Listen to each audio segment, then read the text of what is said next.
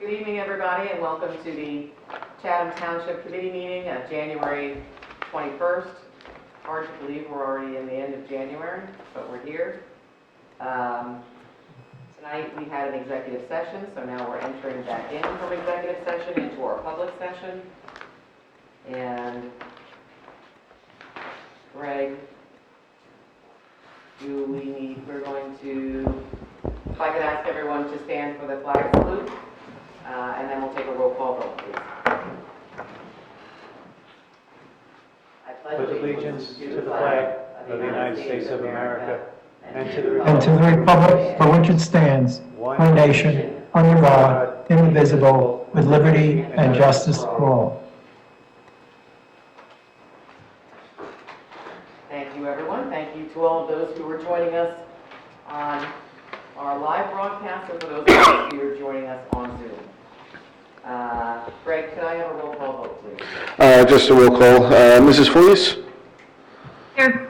Mr. Hamilton? Mr. Hamilton? Here, present. Mrs. Fundaco? Here. Deputy Mayor Ewald? Here. And Mayor Ness. Here. We have the whole Township Committee. Thank you very much. We're going to start out with our report section. Approval of agenda. Yeah, and then the addition. I have reports first. We roll call, then Under roll call is approval of agenda. Okay. We should have done that before the executive session. But All right, so then we're going to go ahead and we are going to approve our agenda. Do I have a motion to approve the agenda as it exists? do you want to add that executive session we talked about? Were we going to add an executive? I'm sorry, we did have an executive session earlier. We've decided to continue that executive session after this meeting in the interest of efficiency. So I would like to make that addition to the agenda, that we go into executive session after the second hearing of citizens and after we adjourn the meeting. No, you're going to go only into executive session to discuss the Kronos Holdings LLC versus Township of Chatham litigation. Once you come out of executive session, you will not take any action tonight, and then you will adjourn in public. So you're going to go for the purposes of the Kronos litigation in executive session. When you come out, you'll not take any action, and then you will adjourn for the evening. We can't adjourn before we go into executive session. Terrific. That's what we'll do. Do I have a motion to approve that addition to the agenda? So moved. Second. Second, thank you. So we'll note that we're going to have an executive session prior to the adjournment of the meeting. Are there any other changes to the agenda that anyone would like to make? If not, Greg, could I have a roll call vote? It's a voice vote. A voice vote? All in favor? All in favor? Aye. Aye. Any opposed? Any abstentions? Okay, so the agenda passes. Now I can move on to reports. Thank you. So we'll start out, I'm going to start out with my mayor's message, then we'll move into the reports from all the committee members, and we'll go from there. I'd like to begin this evening by recognizing the stress that our residents are facing in signing up for the vaccine. It's been a rapidly changing situation that is very frustrating for all. We're working with our health officials, our senior center, we've reached out at the state and county level. The issue that's driving the shortage of appointments is the shortage of vaccine. There's issues with supply chain getting into the states. It's not just with New Jersey, it's all over. According to our health officer, the entire state of New Jersey will only receive 100,000 doses each week for the next 4 weeks. The majority of those doses will be given to people who are facing the 30-day window for their second vaccination. So there's not a lot to go around. And unless more vaccines become available, our health officer, Mike Fitzpatrick, cautioned for all of us to level our expectations that this could be a 6-month or more process. So not the best news to kick things off with, but we did meet with our staff from the senior center. We met with, in addition to our administrators and again, health officials on Tuesday to review how we can best provide services to seniors. There's many hoops for this to jump through. We'd also like to provide support for our teachers and so their support staff who have not been able to get their vaccines either. The senior center will be getting volunteers to reach out to seniors who may not have computer access. We're looking to see if there could possibly be a paper form that can be filled out that volunteers could use to enter in information to get vaccine appointments. Also to see if, when and if someone does get an appointment, if they need a ride there. So very grateful to the senior centers and their staff and their volunteers for taking on this effort to reach out to seniors. If you haven't been reached out to, you can always reach out to Julie Reich at our senior center and ask for assistance as well. For everyone, we've been given the direction to sign up for the county site as well as through Atlantic Health System, as that is the main distributor for vaccines through the county. I know many people have posted up pictures of no appointments available, or somebody will get an alert and immediately they go to the site and there's no appointments available.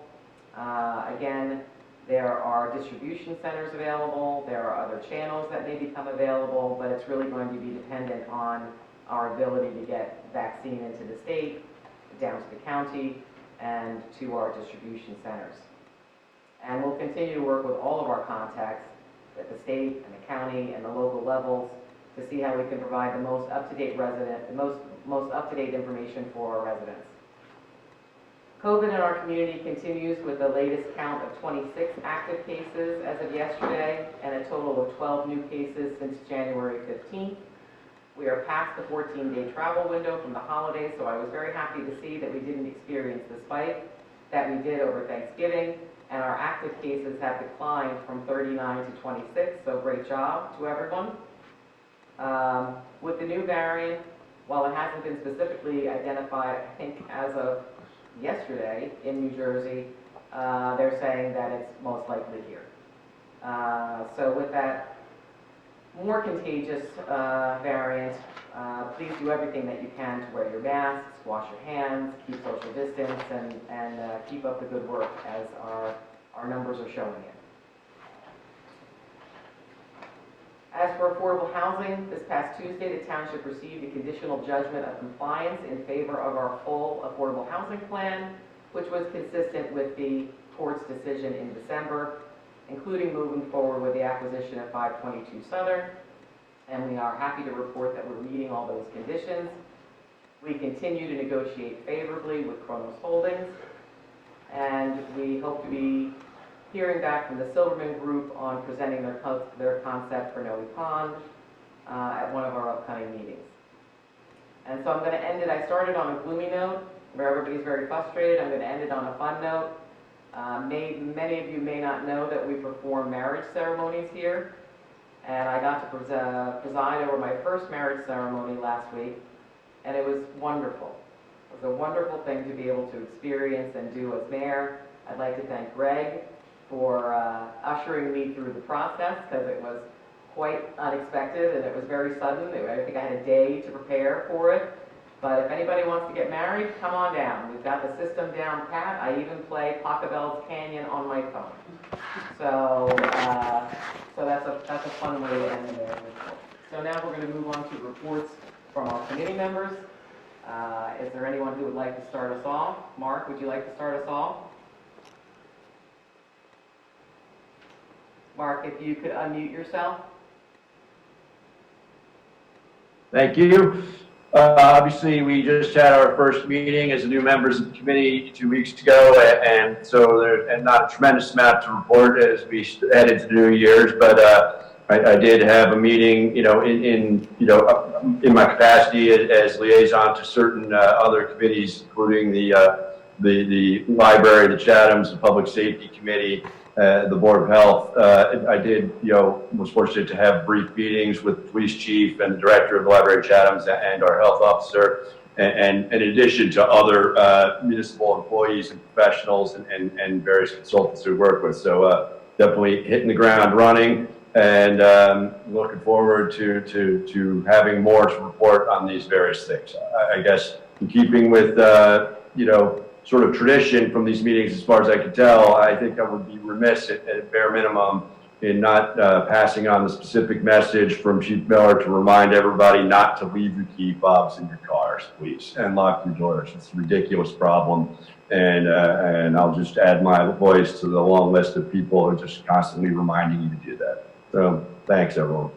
Well, I'm glad you're taking over that message, because I beat that drum last year, so good on you for doing that.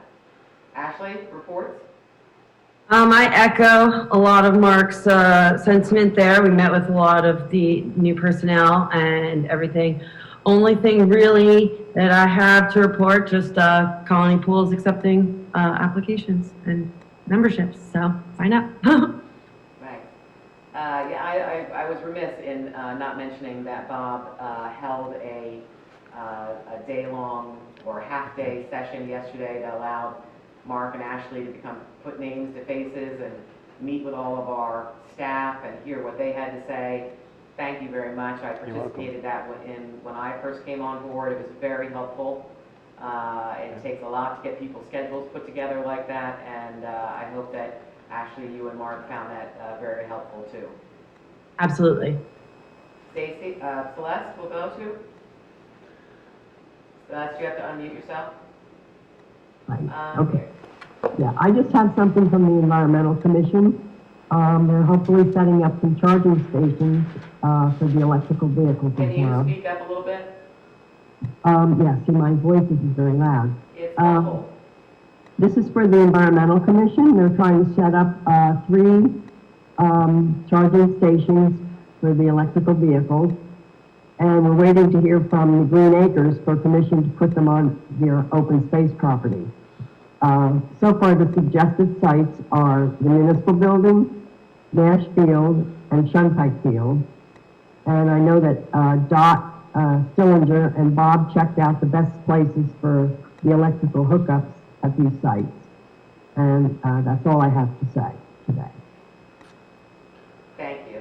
I think that's a very exciting project, and the fact that we're going to get a grant for it to have electrical charging stations throughout the township is a great step in a great direction.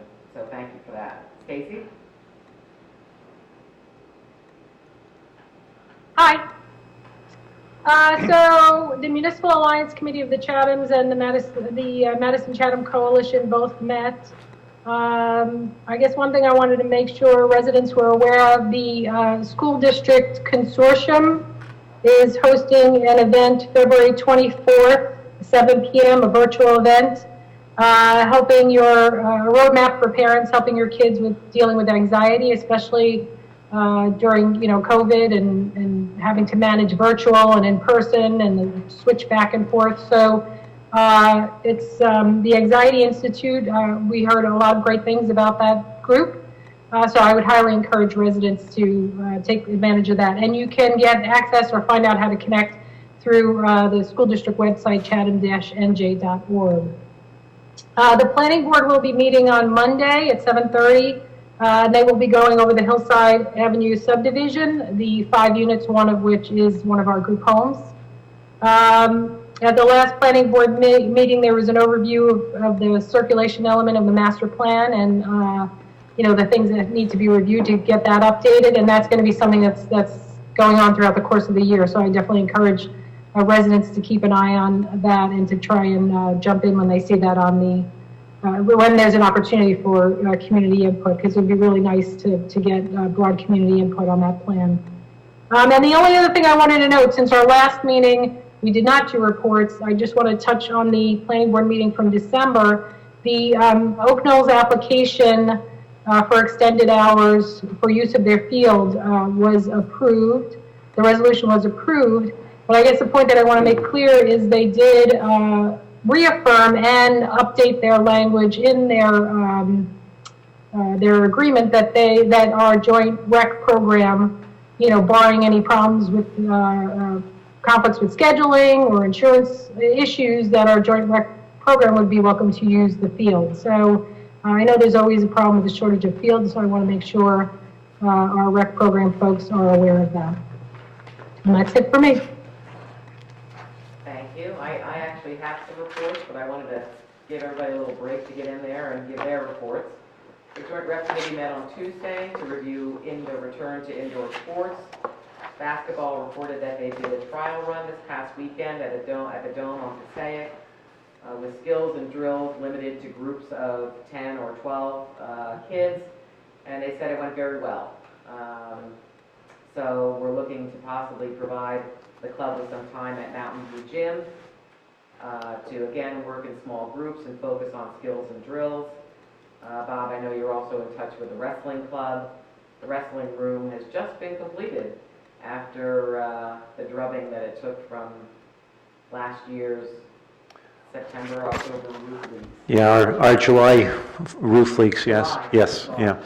Yep. From the July roof leaks. But just a few extra things that need to be done there. I really have to commend the parents who are working on the sports this year. They have been really tremendous to work with in the pandemic era, very understanding and always looking to kind of keep the number one priority as being keeping our kids in school, recognizing that there are sibling relationships with sports and that we have had issues with sports, really more at the high school level than at the rec level. But looking forward to getting kids back and going safe. The Great Swamp Watershed Association hosted a community advisory group meeting for the Rolling Mill Superfund site, providing updated information on plans for additional testing in the landfill. That lies within the refuge orders, where this netted out last year with that it went up to the federal level, to the Department of Interior, because the cleanup levels are different for the refuge than they are for the property where the landfill exists. So that was kind of a big fight. The outcome of that is that there's going to be additional testing, and it's not expected that a remediation plan will probably not be available until next year. The last public meeting that we had on this was in 2018, when they spoke about what the potential remediation plans could be. We hope to get back into the public realm when we get more information on what the recommended remediation plan will be. The joint court will meet tomorrow at 5 p.m. for its reorg. The position on the Shared Services Committee rotates. This year, the Township will serve as vice chair in this, so we'll see what happens. It took quite a hit in the pandemic world. And I was happy to continue in the relatively new tradition of weekly meetings, local meetings with mayors of towns with whom we share services. It's a great way to share information, but also get new ideas and best practices. So thank you very much for doing that. It's a great way to kind of reach out and stay involved. Would you like to go to our professionals first, Bob, or would you like to go ahead? No, we'll go to our professionals and I'll hit clean up. John? No report, Mayor. Okay, thank you. Albert? No report, Mayor, thank you. Greg? In keeping with John and Albert, I have no report. I know Bob's going to have a report. Yes, Mayor, the string is broken. All right.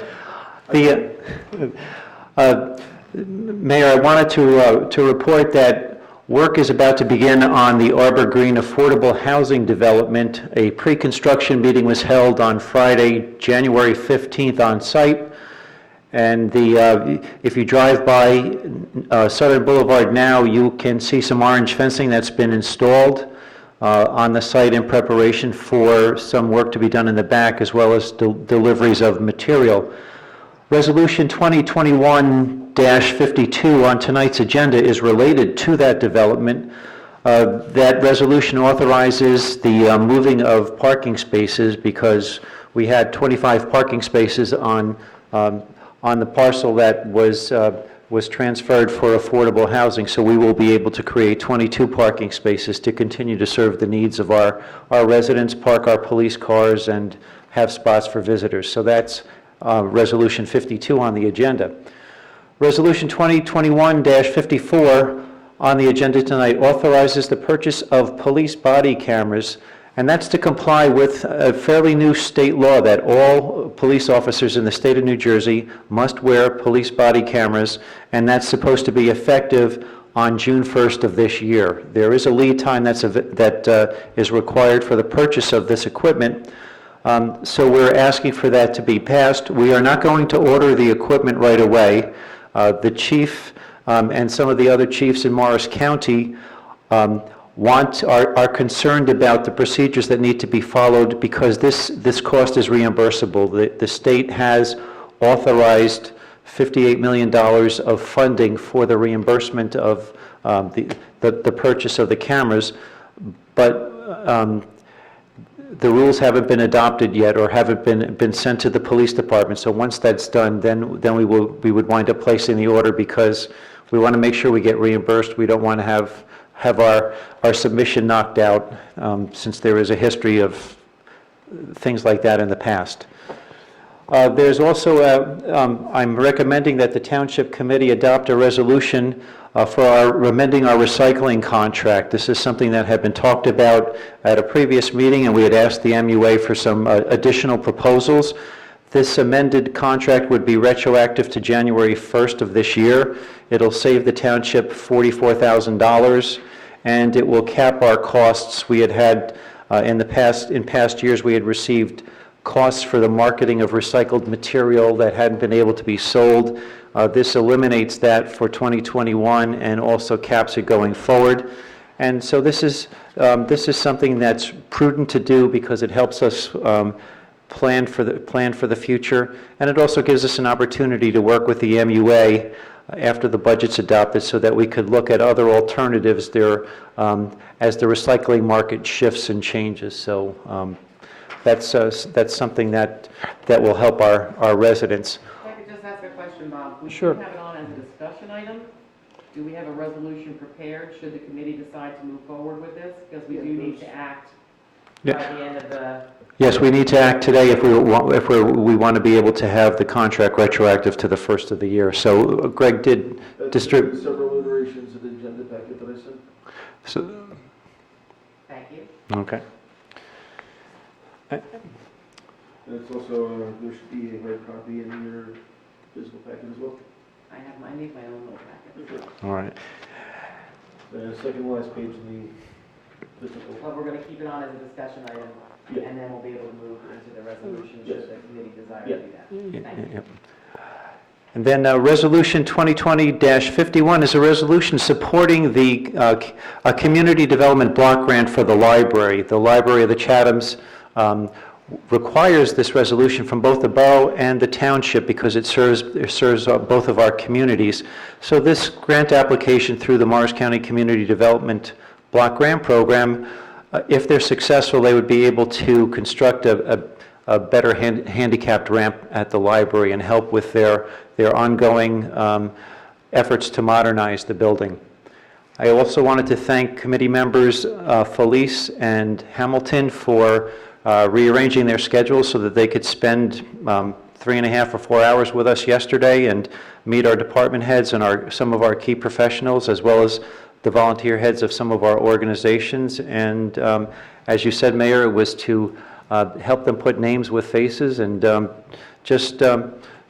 see some of the people that do the good work to serve our residents. Committeewoman Fondaco mentioned about the electric charging stations, the electric vehicle charging stations that has been submitted to Green Acres. I think that they're delaying it because they were shocked to see a picture of me in the submission package. Dot took some pictures and she stuck me in there. So I think they're just laughing about seeing me in there, but I'm sure we will get approval for that. And last but not least, I would like to echo what Committee Member Hamilton said and what I had promised Chief Miller that I would say. Please lock your doors. Please take fobs out of your cars, and please put bikes away. Just do the little things to make sure your family is safe, your property is safe, and ultimately your neighbors are safe. Because we have people that come in at night and want to, like some of the property that's here, and we just want to protect everybody. We want to protect life, limb, and property. And Mayor, I just would end by making a pitch that if anybody does want to get married, that one of the ground rules is you can't be married already, so we don't want to get you in trouble. So, and that's my report. You can't renew vows? Maybe, but you can't get married twice, or at the same time. At the same time. At the same time. Thank you very much. I didn't miss anybody for any reports. We're all good? Did you want to touch on that whole sewer thing? Put to discussion. Okay, now we're going to move into the hearing of citizens. This is the first of two opportunities that we have for our residents to weigh in. If you're watching via cable TV on Comcast Channel 29 or Fios Channel 26, you can participate in the public comment session of this meeting by dialing any of the phone numbers which are listed on the agenda or which will be shown on your TV screen. When we get to the public comment session, then dial *9 to raise your hand. If you're watching via Zoom, you may speak during any of the public comment sessions by following the Zoom instructions to raise your hand. When you raise your hand and are recognized, please say your name, spell your last name, and give the name of the street. You don't have to give a number. All public comments are limited to 5 minutes, and rather than use any of your time answering questions, we'll wait until you finish before responding. We have, again, 2 public comment sessions on the agenda tonight. Each member of the public will be limited to 1 comment of up to 5 minutes during each of the comment periods. Written comments submitted by to the Township Clerk before 3 p.m. today will be read during the public comment session. Written comments are subject to the same guidelines as oral comments. Namely, each comment is limited to 5 minutes, and each person can make 1 written comment per public hearing. Duplicative written comments may be summarized rather than read in full, according to the guidelines issued by the New Jersey Division of Local Government Services. Before we enter into that as part of the public session, Greg, did we receive any correspondence that would meet that? Yes, we did receive several by the 3 o'clock deadline. I'll quick go over those. First off, I have from Mr. Bailey Brower on Driftway. Dear Greg, we would like you to bring this up at the Thursday meeting, that Taz and I would like to see Noe Pond Club continue as a membership or public recreational facility. Having created it, we have 50 years investment in this wonderful family club and would be willing to help in any way that we can, including financially, if the Save Noe Pond Group or Township can be successful in acquiring the land from Silverman. Thank you for your help, Bailey and Taz Brower. Next up from Donna Oriema, Overlook Road, and I'll apologize in advance if I accidentally mispronounce anybody's last name, but sorry, from Donna on Overlook Road, Chatham Township. Dear Mr. LeConte, I've been a resident of Overlook, Chatham Township for 37 years. During this time, I have seen Chatham Township change from a rural community to a suburban environment. While development was inevitable, we are at a stage where it is critical to preserve open space while also meeting our affordable housing requirements. Accordingly, I urge the council to proceed with either the purchase or condemnation of the Charlie Brown site for affordable housing. However, given the environmental sensitivity of Noe Pond acreage and the need for the township to preserve as much open space as remains in the community, I urge the council to take all appropriate and necessary action to prevent overdevelopment of the Noe Pond property. To this end, the council should use all means at its disposal to preserve the natural beauty and greenery of this large tract of land on Southern Boulevard. Next up from Nora Graham, once again, per what you announced before about summarizing stuff that's still the same. Mrs. Graham also speaks in favor of acquiring Charlie Brown's and saving Noe Pond. Also from Sally Allen, also supporting acquisition of Charlie Brown's and opposing development of Noe Pond. Next up from Bradley Huke, in favor of the acquisition of the Charlie Brown's property and opposing development of Noe Pond. We have from Peter Flynn,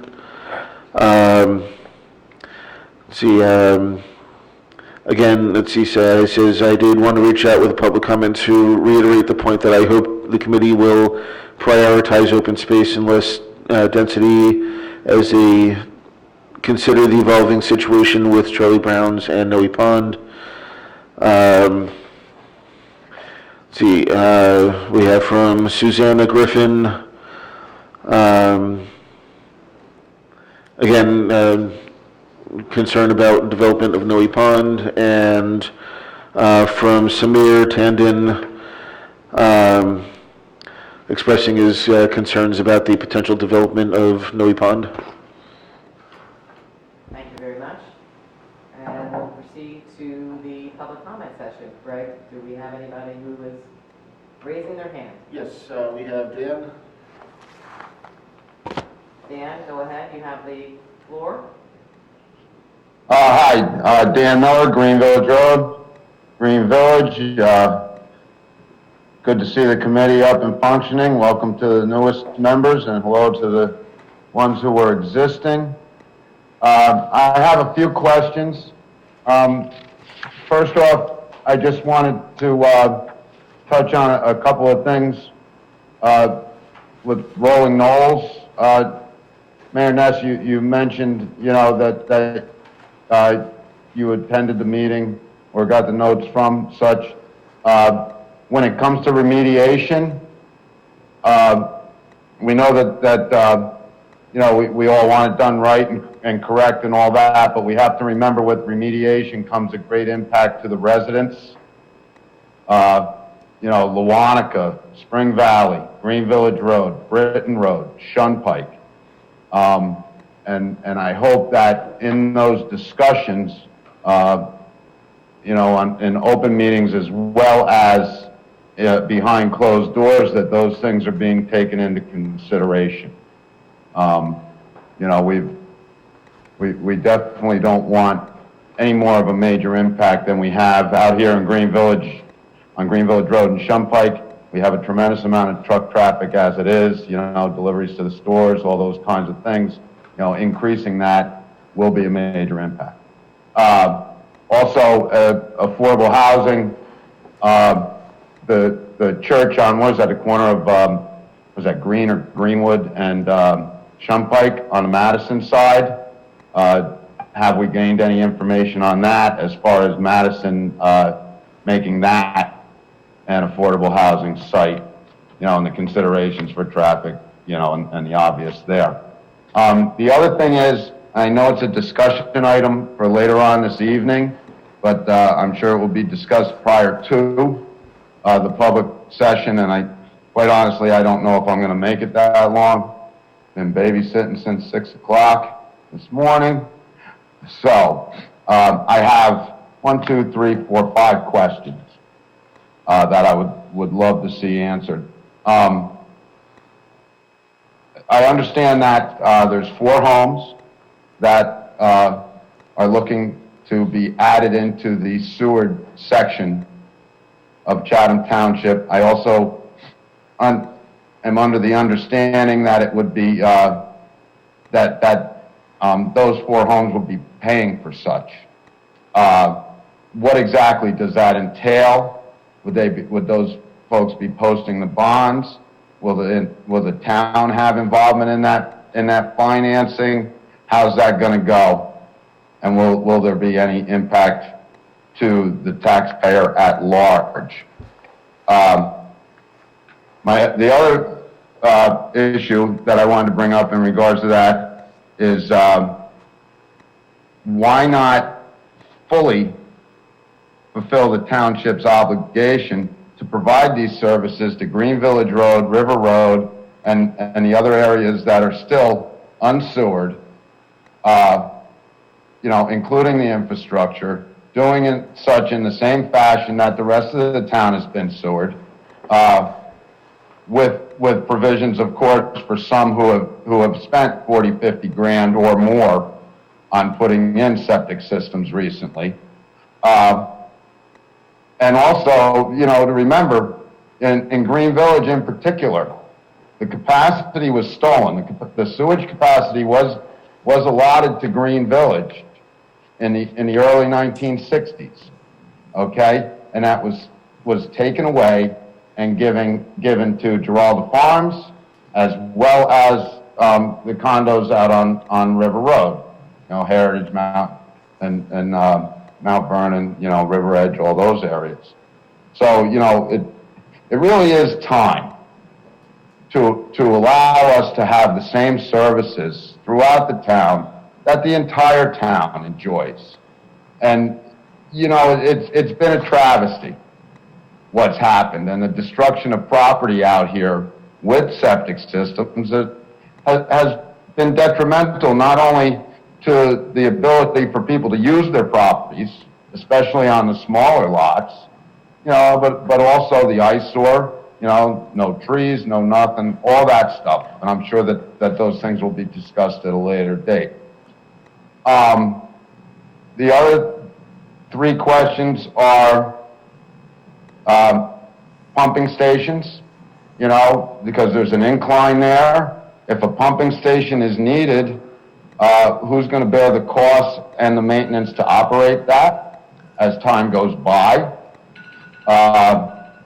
Will other residents that are close by who may not have known of this proposal, will they be notified, and will they be you know, asked if they could join in? Although I think the overall picture is to allow that sewer line to go all the way up Green Village Road, all the way up Britton Road. Let me start. Dan, we're at 5 minutes.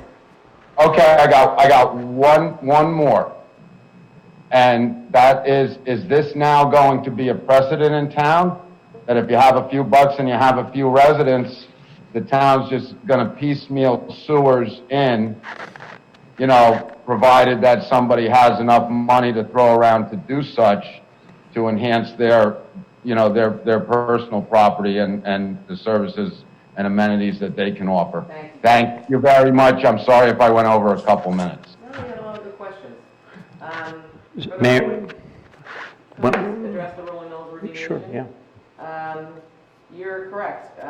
You've been involved in a lot of this, as I have been for the past probably 15 plus years with the Rolling Mills Superfund site.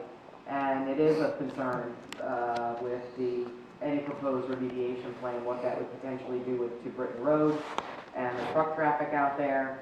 And so that is part of the concern of whatever remediation plan would be. We do have several members of the community advisory group from Green Village, which are part of the action group that helps evaluate these plans. So we do have, feel free to join in, or if you know people from Green Village who also want to join in to lend their voice to that, they're more than welcome. There were probably about 45 people on this call that lasted more than 2 hours the other evening. So yes.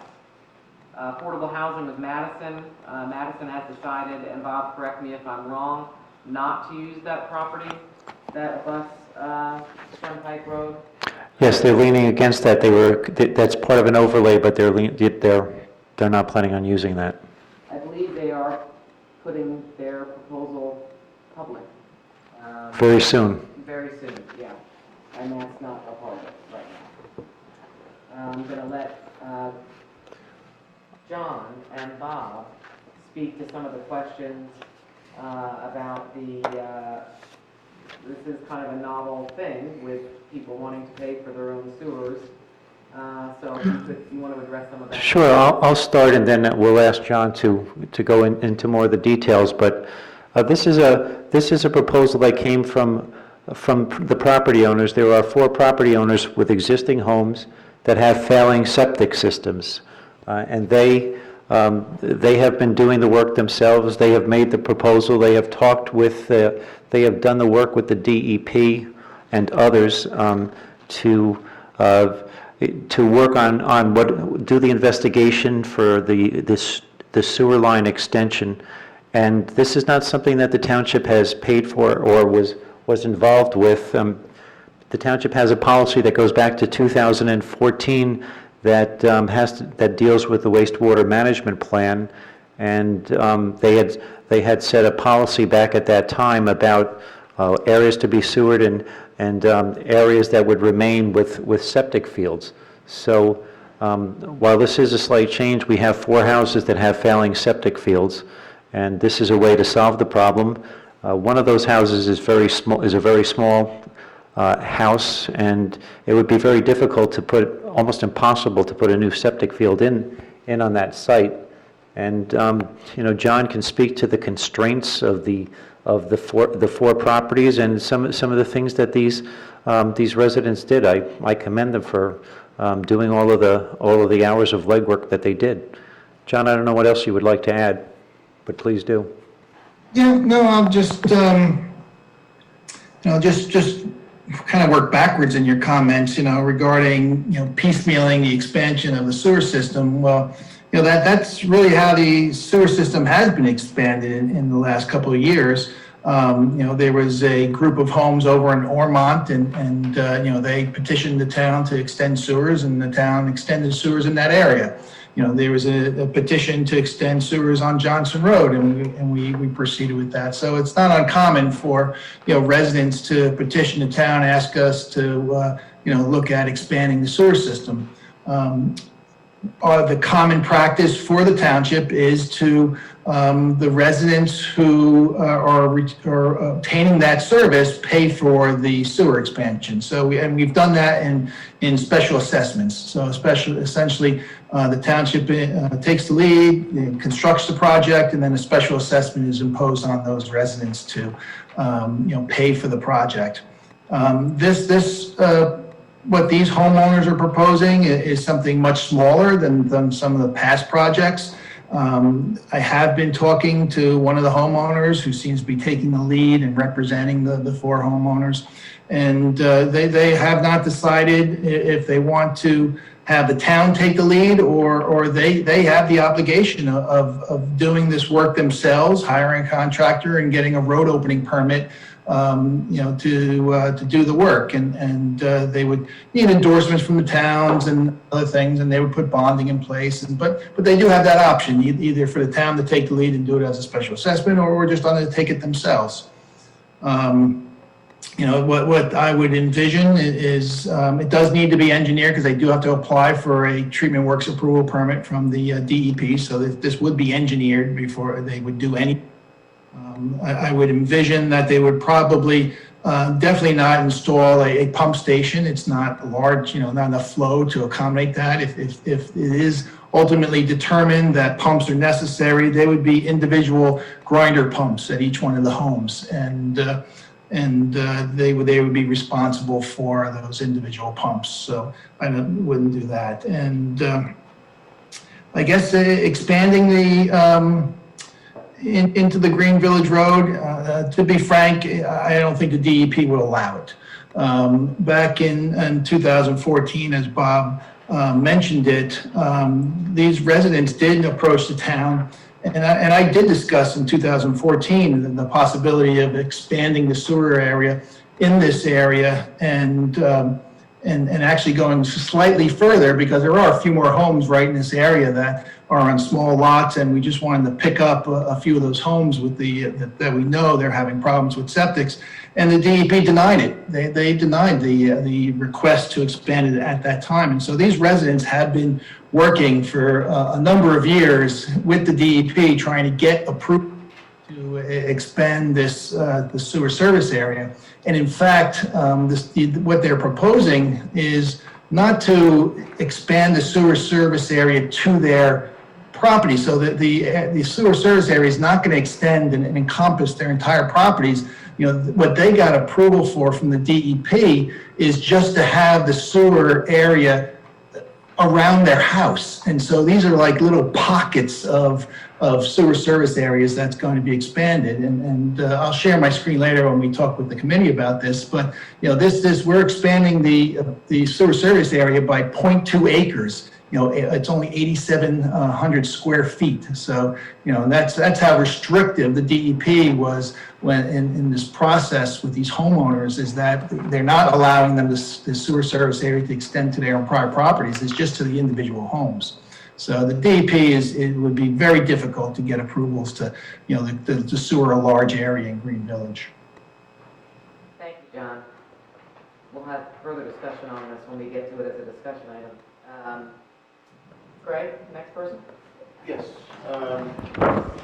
The screen name is Cowan. If you could unmute and give your name and the street you live on. Oh, hi, thank you. I'm Carol Cowan, Christina Court in Madison. I'm at the bottom of Green Avenue and Shunpike. And I guess my concern is very much with the development of the Charlie Brown property and the Noe Pond property in particular, from an environmental perspective, a infrastructure perspective, and a logistical perspective. I think things have changed extremely in the last decades with respect to focus on environmental destruction. The destruction of trees, which absorb carbon and help us in our carbon transition footprint, natural wildlife, the area where Charlie Brown is already an extremely dangerous intersection, and Noe Pond backs up to the Great Swamp, which we have tried to preserve, and we have tried to keep that property.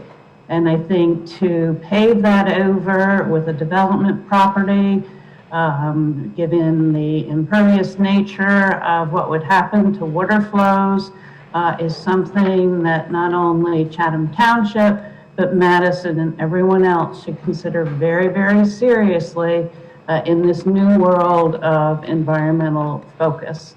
I think it has the potential to really change a lot of issues with respect to our environmental integrity. So it's not really a question. It's really more a observation of things I would hope that you, as well as Madison and everyone else, would seriously consider. Thank you very much. We appreciate it. Greg? Okay, next up is Mary Mcrae. Mary? Yes, hi everyone, can you hear me? Yes. I live over on Canterbury Road in the Briarwood Coach Light off River Road. And as you know, the Dixie-Dale construction started a few days ago. And when I walk out my front door, it's right across from where they've totally been demolishing woods. And the last 3 days, I have a virtual college student. I deal with clients and patients, on the computer because of COVID, and it is so noisy here.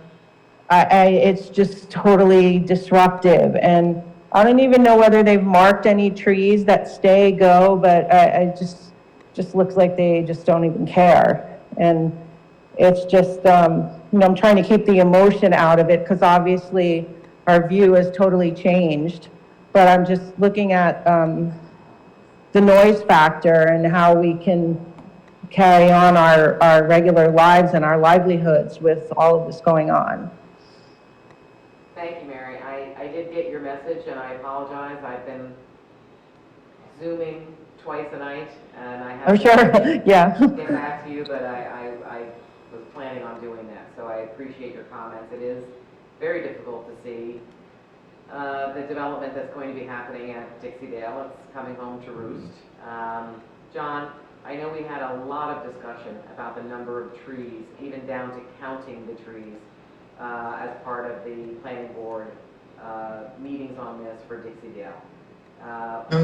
What is the oversight that's happening at Dixie-Dale with regards to the trees that they can take down and they can't? They had a licensed surveyor stake out the entire property to identify where the approved limited disturbances are and install sill fence and that. So they're not doing this without proper controls and then make sure that they are following the approved plans. So at this point in time, I don't see any issues. And they certainly, I can appreciate the noise. So far they're not working. They're working within permitted hours, and they're not violating any code at this point in time regarding noise. They're working, like I said, but there is oversight on the project to make sure that they are following the plan.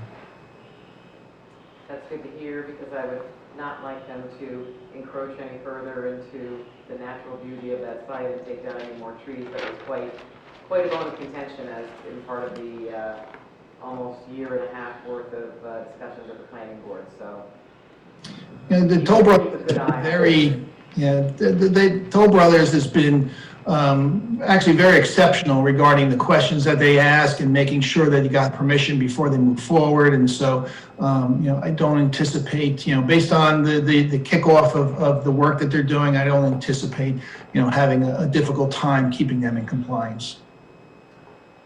thank you. Greg? And next up is Rich Ryan. Sir, if you could unmute and give your name and street for the record. Hi, this is Rich Ryan. I am a Chatham Township resident on Rolling Hill Drive. And just a few quick comments, one quick question and a few comments. But first of all, just wanted to give a quick welcome to the new committee members, as I certainly think that new viewpoints are certainly welcome and very helpful for our local government, especially given that the new committee members have been pretty vocal, I think, about some of the most pressing issues that are facing our township today, and have already shown a real ability to make an impact in the fairly recent past on some of those issues. So to start, and then I'll make my comment before you answer this, but I wanted to ask if you can just give us any further updates about the Kronos lawsuit related to the Charlie Brown's property, specifically whether there have been any further discussions with the current property owner about a negotiated purchase, or any updates on the litigation that you can share publicly. But then as for my comments, just wanted to quickly echo, what sounds like some of the folks were already stating in the written comments that Mr. LeConte already read tonight.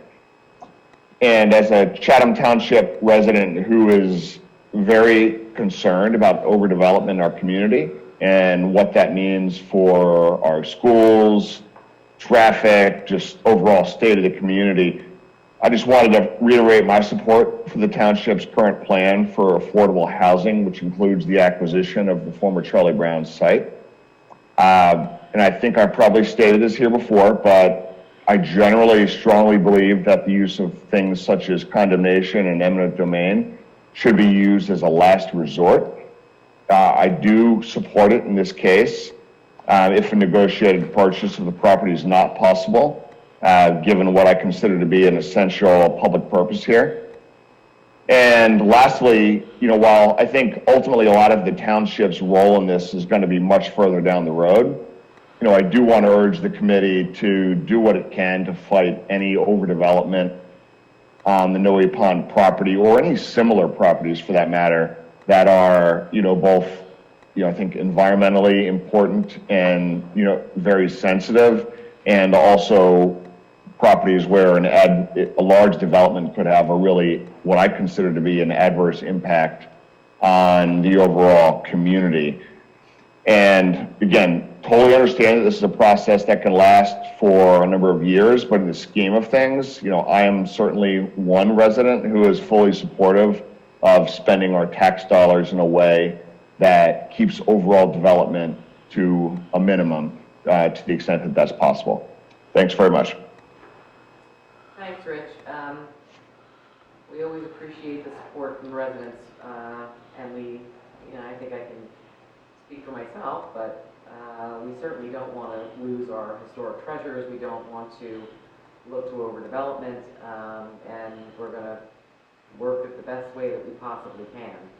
I'm going to repeat myself here for those of you who are listening to the mayor's message, but it's the most efficient way of answering your question about the affordable housing update.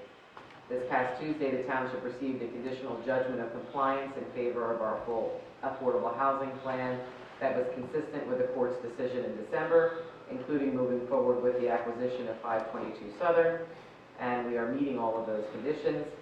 And we continue to negotiate favorably with Kronos Holdings. So that's been positive because we'd like to move forward with an amicable agreement rather than moving towards condemnation. And we are waiting to hear back from the Silverman Group on presenting their concept for Noe Pond to the committee at one of our upcoming meetings. So that's where we are with all of our affordable housing for right now. Right, next up. We have no new speakers. Okay. Actually, we do, sorry. Jen McNally? Hi, Jen McNally on Ferndale Road. Can you hear me? Yes. Work this time, thanks. I just wanted to echo and support some of the speakers from this evening about the Charlie Brown's land, and if we have to take the land by condemnation, I think this is such an important integral piece of what needs to happen here to meet our affordable housing commitment, that we go ahead and do that. Using this, yes, should be a last resort. If we can do this any other way possible, that would be great. But if the result is condemnation, that is super important, and that we use this sort of last resort of being able to do this.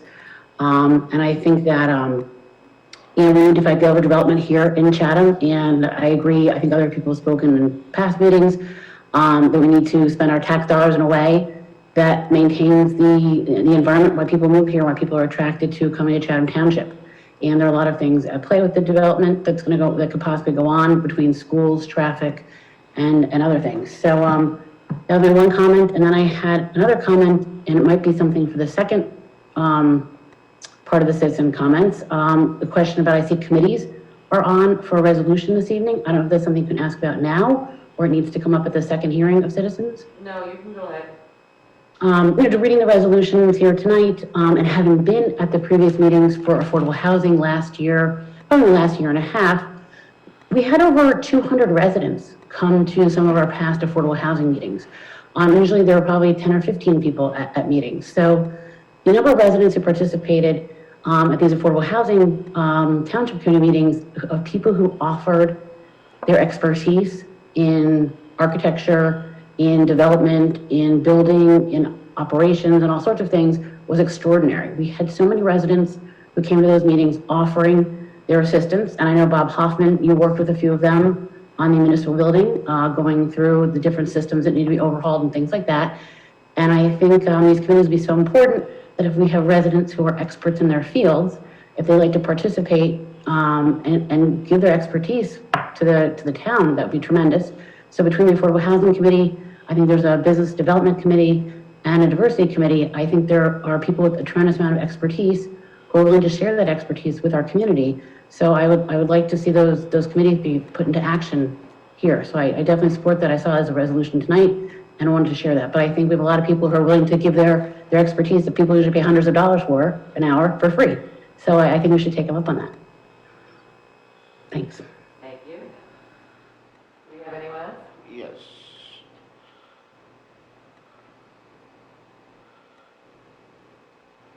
Next up is Lauren Peterson. Hi, good evening. Lauren Peterson, 511 Shunpike in the Township. I just wanted to echo what the two previous commenters said regarding using eminent domain and condemnation over Charlie Brown's, and also just encourage the committee to prevent the overdevelopment of the Noe Pond site. It's such a precious place for the township and for the Chathams as a whole. It's one of the reasons we wanted to move here. It's a historical site, so to see that bulldozed and built on would not only just affect the overall beauty of the township, but also the environmental impact could be very damaging. So I just wanted to echo those comments, and that's all I have to say. Thank you. Thank you, Lauren. Do we have anyone else before we move on to the rest of the agenda? We have no new speakers. go ahead and close the hearing of the citizens for the first round. And we will move into the introduction of ordinances. Ray, could you read the first introduction for the ordinance?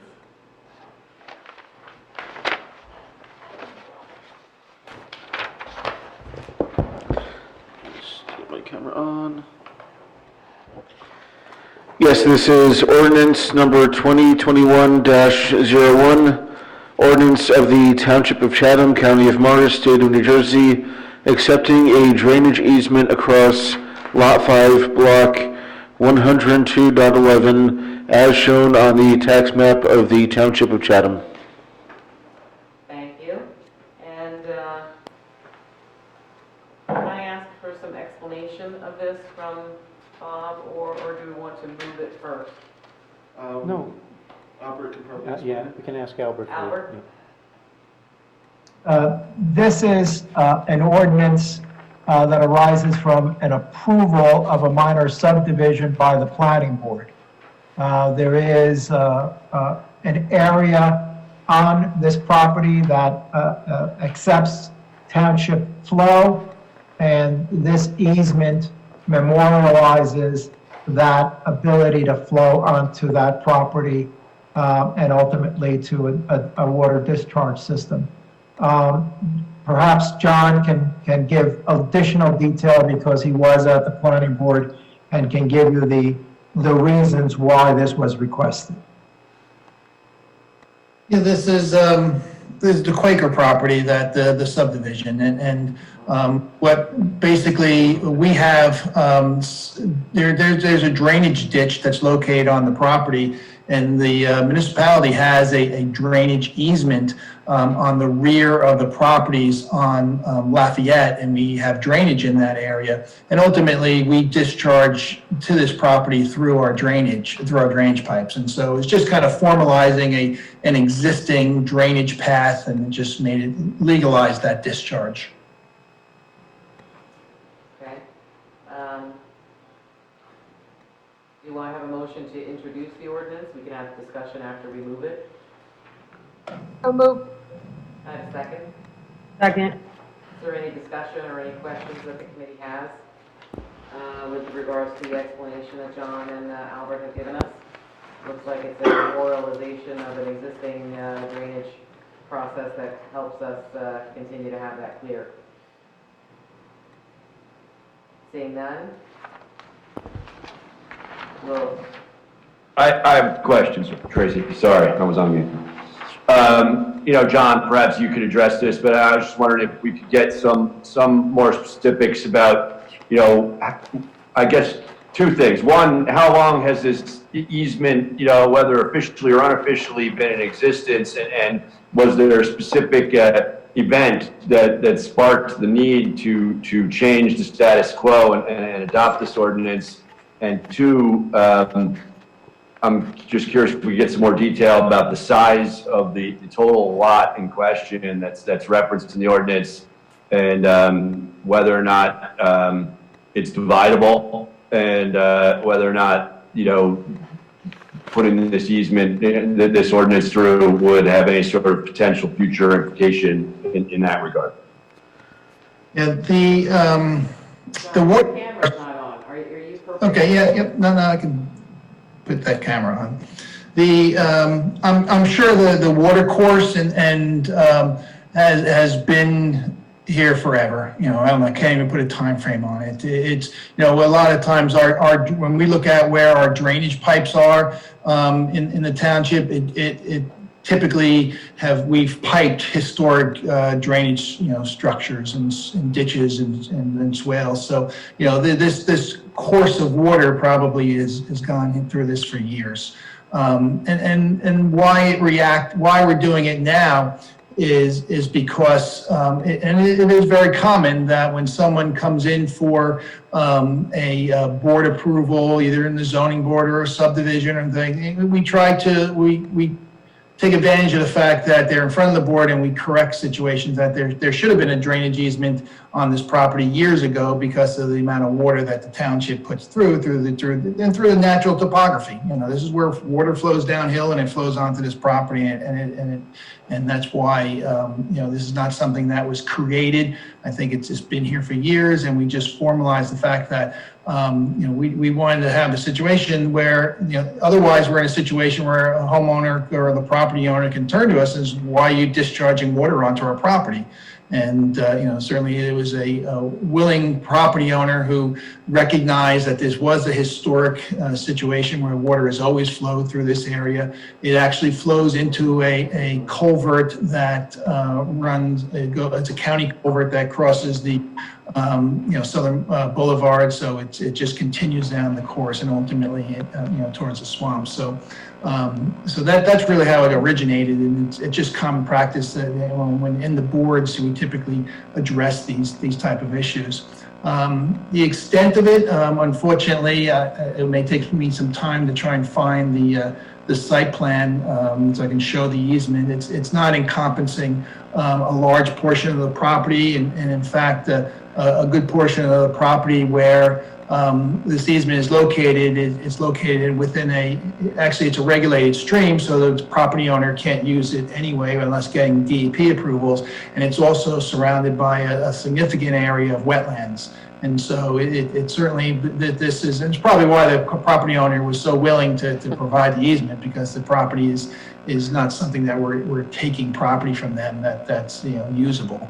It's just really just recognizing that there's an area there that we have a right to continue the discharge. So was the property owner before the board on something else? Is that how this came up? Yeah, they came to the board for a subdivision. Yeah, they came to the board, they applied for a subdivision, and part of the subdivision, we look at, you know, we look at stormwater coming off of the property from their development or how they do it, but we also look at how water's coming onto the property. And in fact, it was not just the township that, you know, is corrected this drainage corridor with an easement, also the county. The county has a structure that encroaches onto the property, and they didn't have an easement either for that encroachment. So it was just as part of the subdivision process, these issues were just addressed. What's the current status of that subdivision process? How big is this subdivision? It's not, it's just it's subdividing the church in the rear with the house in the front. So it's just a minor subdivision. It's creating 2 lots. And there's no, I'm sure that, you know, possibly the house is going to be a tear down rebuild, but it's not creating new, you know, structures in town. It's just kind of separating the 2 individual structures. Thank you, John. That process was completed last year? Yes. Yep. Do I have a motion to introduce ordinance? We have in a second. I what? We have a motion in a second already. Oh, we do? Yeah. So we'll have a roll call vote? Mrs. Felice? Aye. Mr. Hamilton? Yeah. Mrs. Fondaco? Yes. Deputy Mayor Ewald? Yes. And Mayor Ness? Yes. Motion passes. The public hearing will be scheduled for February 11th. Thank you, Greg. Now we come to the consent agenda. Do I have a motion to approve the consent agenda as is? Shall I read the list? Oh, well, Greg, you can read the list, yes. Well, not that I really want to, but I will. Well, Bob went through half of it, so, in his report, so. Tonight we have resolution, well, for the sake of the public, I want to read the list. Okay, go ahead. Resolution 2021-47, payment of bills. Let me turn on my camera just so people can see me. Resolution 2021-48, receipt of reports. 2021-49, approving meeting minutes. 2021-50, refunding overpayment of taxes. 2021-51, endorsing Library of the Chathams Community Development Block Grant Application. 2021-52, acknowledging creation of new parking spaces by police headquarters. 2021-53, rejecting alum tank bids. 2021-54, authorizing purchase of police body cameras. 2021-55, outside lien redemption, 2021-56, committee assignments, and 2021-57, colony pool advisory committee appointment. Now, is it possible to add the MUA, or do you want to have discussions on that? The question that Bob just had was, did we want, I think we should probably have the discussion on it, and then with regards to the MUA contract. So I think we should go ahead and have the discussion on that and not add that to the consent agenda. Do I have a motion to approve the consent agenda? So moved. Do I have a second? Second. Thank you. Mrs. Felice? Aye. Mr. Hamilton? Yes. Mrs. Fondaco? Yes. Deputy Mayor Ewald? Yes. And Mayor Ness? Yes. Motion passes. Thank you. Thank you very much.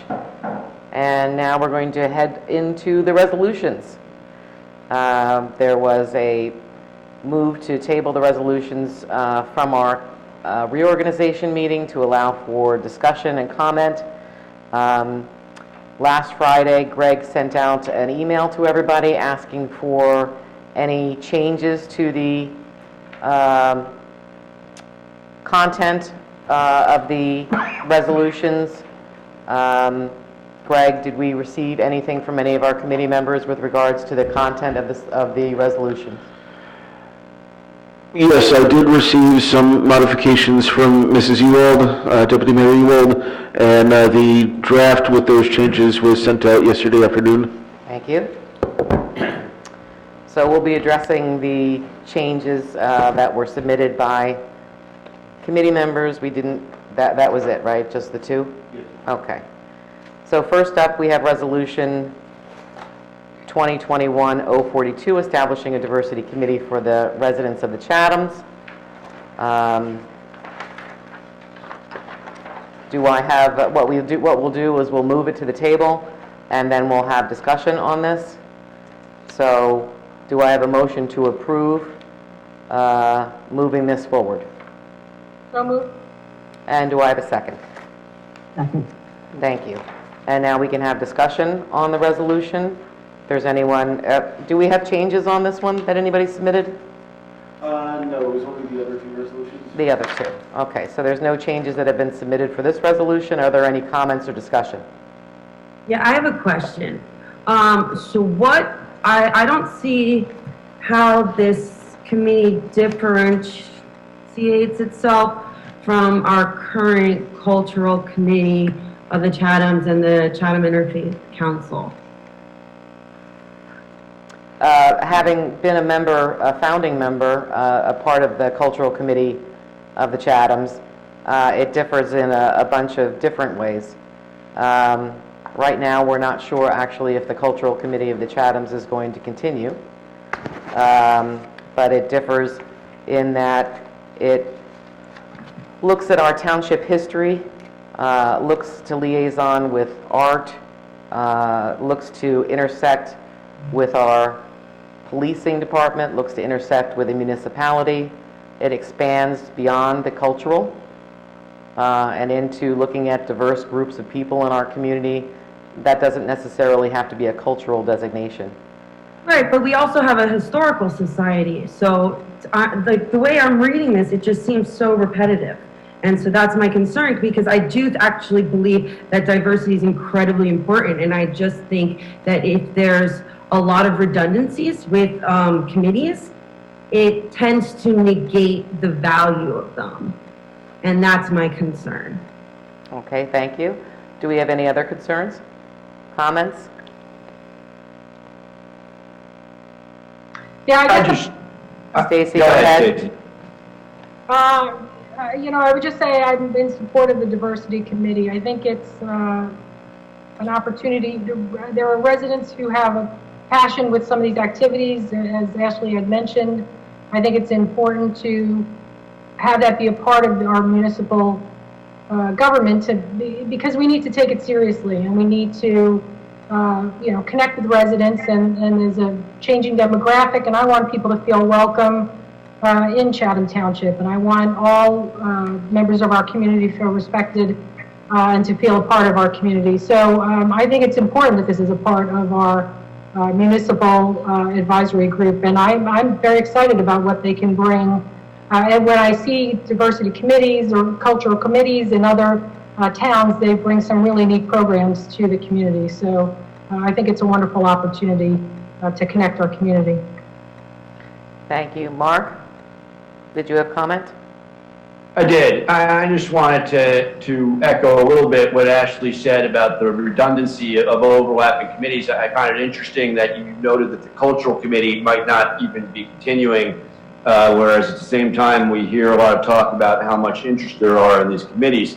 But my real problem with this is obviously celebrating and encouraging and promoting a diversity in our community, and that exists in our community, and that is coming to our community is never a bad thing. And I think that we do that, and I think we should encourage our residents to do that. And I would encourage our residents, any residents who want to form any sort of committee that they want to form. You know, there's various committees out there where people put up a sign on their lawn or whatever. They come together, they put together a committee to promote the skate park or whatever they want to do. That's great. I just don't see the need for expanding, you know, the quasi-official, you know, umbrella of the township committee and the municipal government, which I think should be focused on the business at hand, into the appointment of these committees, and generally that, you know, tend to, you know, elevate some residents of the population, at least in perception, above others as being more involved or less involved,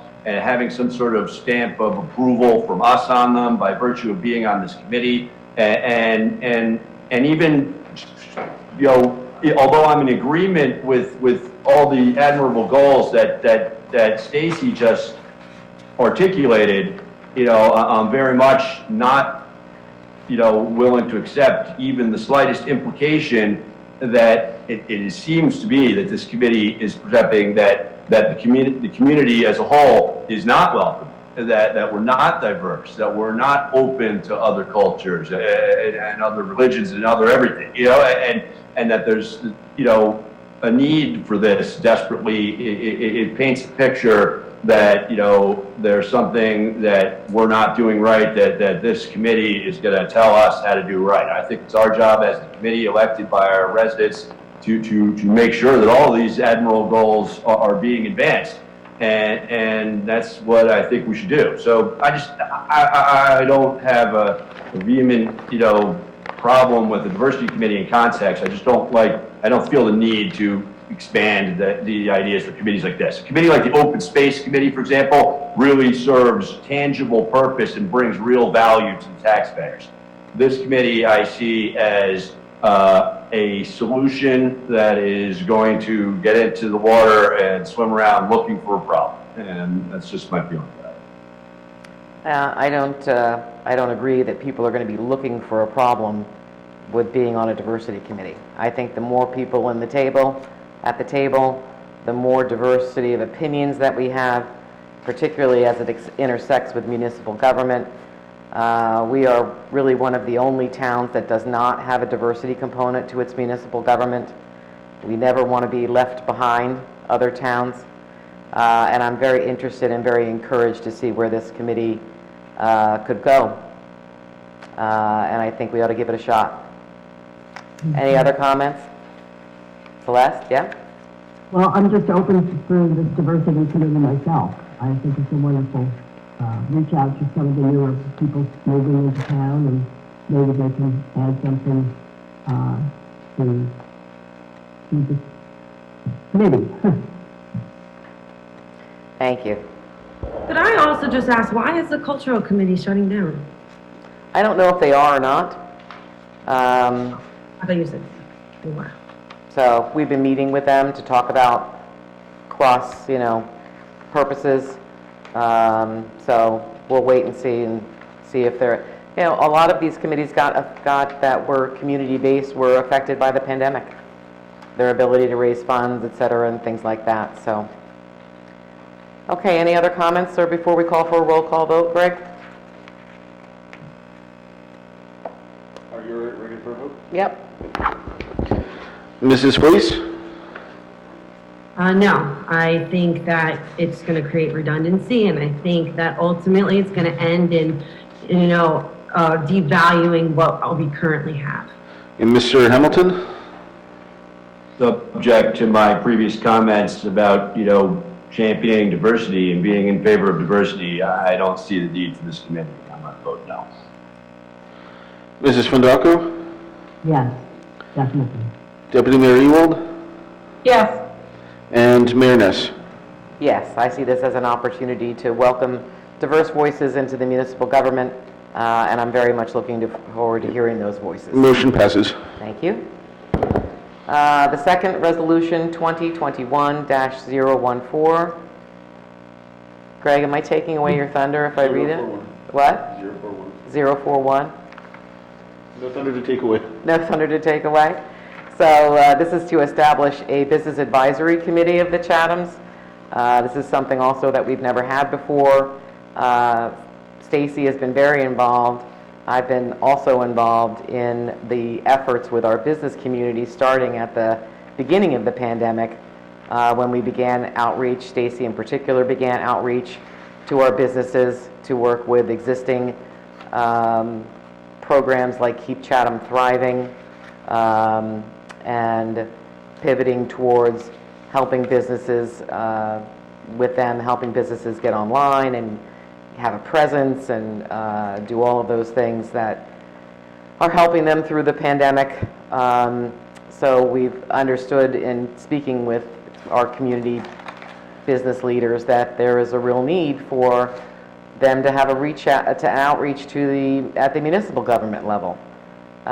We've had them approach us about changing their business hours. We've had them approach us about outdoor dining. We are looking at things like having a correlation to our website, which would be a business directory. And there's also opportunities with the businesses that we have in town that provide working spaces to promote the township as a place to both live and work, and help those companies as well. So that's the kind of the genesis with the work that's been done over the past 9 months with the business community. And so do I have a motion to move the Business Advisory Committee forward for discussion? So moved. Second. Second, thank you. Discussion. Mayor, if I can just quick highlight the update that was made. Yes, I'm sorry, there was a change that was added to this. Yes, it was in section 1. Mrs. Ewald had requested a change, so I'll let her address the substance of it, but it was to update it to have it be 7 members with a minimum of 3 seats reserved for members who currently own and operate a business in Chatham Township. I think prior, if memory serves, I think it was all business owners. Yeah. So now it's minimum of 3, and specifying Chatham Township rather than just being simply Chatham. Stacy, did you want to elaborate on that change and why it was needed? Yeah, so originally it said the 7 seats would be filled by business owners, and I know from the folks that I've talked to, especially in this environment, their jobs, their businesses are their lives, and as much as they value these types of groups and the initiatives and the to bring people to their businesses, they just don't have the bandwidth necessarily to put in the time that's needed to do the job right. So we want to make sure of course they have to be representative. It's their business. We'll be talking about programs and initiatives that will help them. So they have to be represented, and they can take all 7 seats. But we wanted to make sure we had room for other volunteers. There's lots of volunteers in the community who are excited and eager to help any way they can. So I just wanted to provide that flexibility so that if the business owners, don't have the bandwidth to participate, we can bring in other community members who can help. Thank you. Is there any further discussion on the Business Advisory Committee? Yeah, I want to jump in here. This one kind of hits home to me. I First of all, I don't see how this also differentiates from the Chatham Area Chamber of Commerce. It literally, their mission statements almost look identical. Every person that's on that committee, as it is all business owners, and it's kind of prestigious. Everybody knows what the Chamber of Commerce is.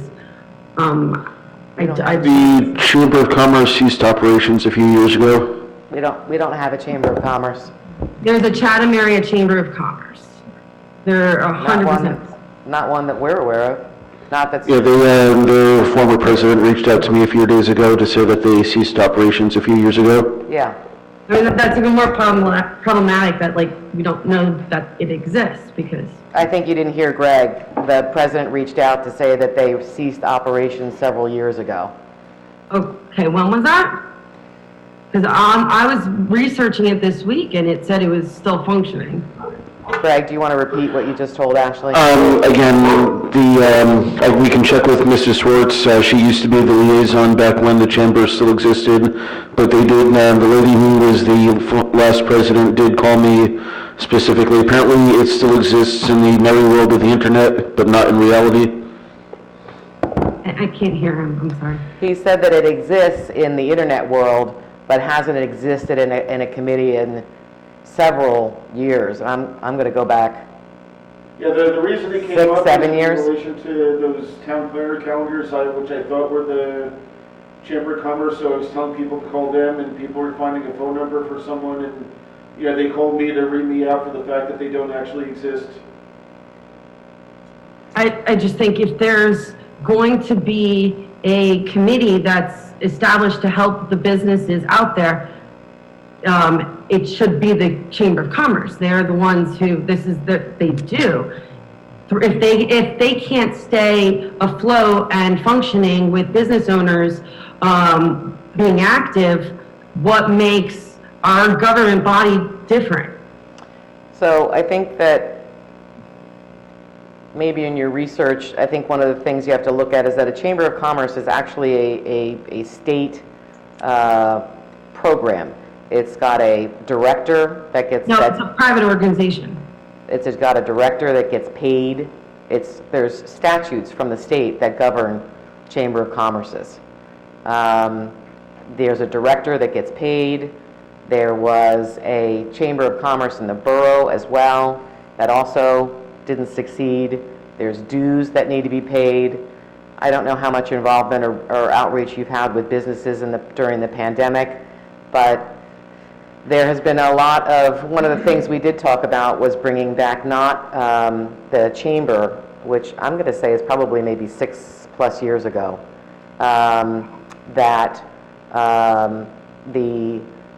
doing something like a quasi-chamber. There were various iterations of it in the borough that also didn't really quite take off. So by bringing this in, again, with the kind of the discussions that we've been having with all of the business people over the past 9 months, this was something that was of great interest. So I find it interesting because the discussions that I've had with business owners has really kind of been the opposite. It's been very much like the government has ordered me to be shut down for the past 9 months, and the last thing we want is another layer of government overseeing our day-to-day operations. So that was, but for the most part, the handful of businesses that we do have in town are corporate, where they don't need our guidance. Dunkin' Donuts doesn't need our guidance, neither does ShopRite or Starbucks, these massive corporations. It's the small mom and pop stores that really just need to do what they do best, which is just running their business. And I just think that, I know when I was a small business owner, the last thing I wanted was just another layer of government telling me, especially in the time of a pandemic where I was being forced to shut down, and I just wanted to be able to run my business the way I know best. Thank you, Ashley. Are there any other comments?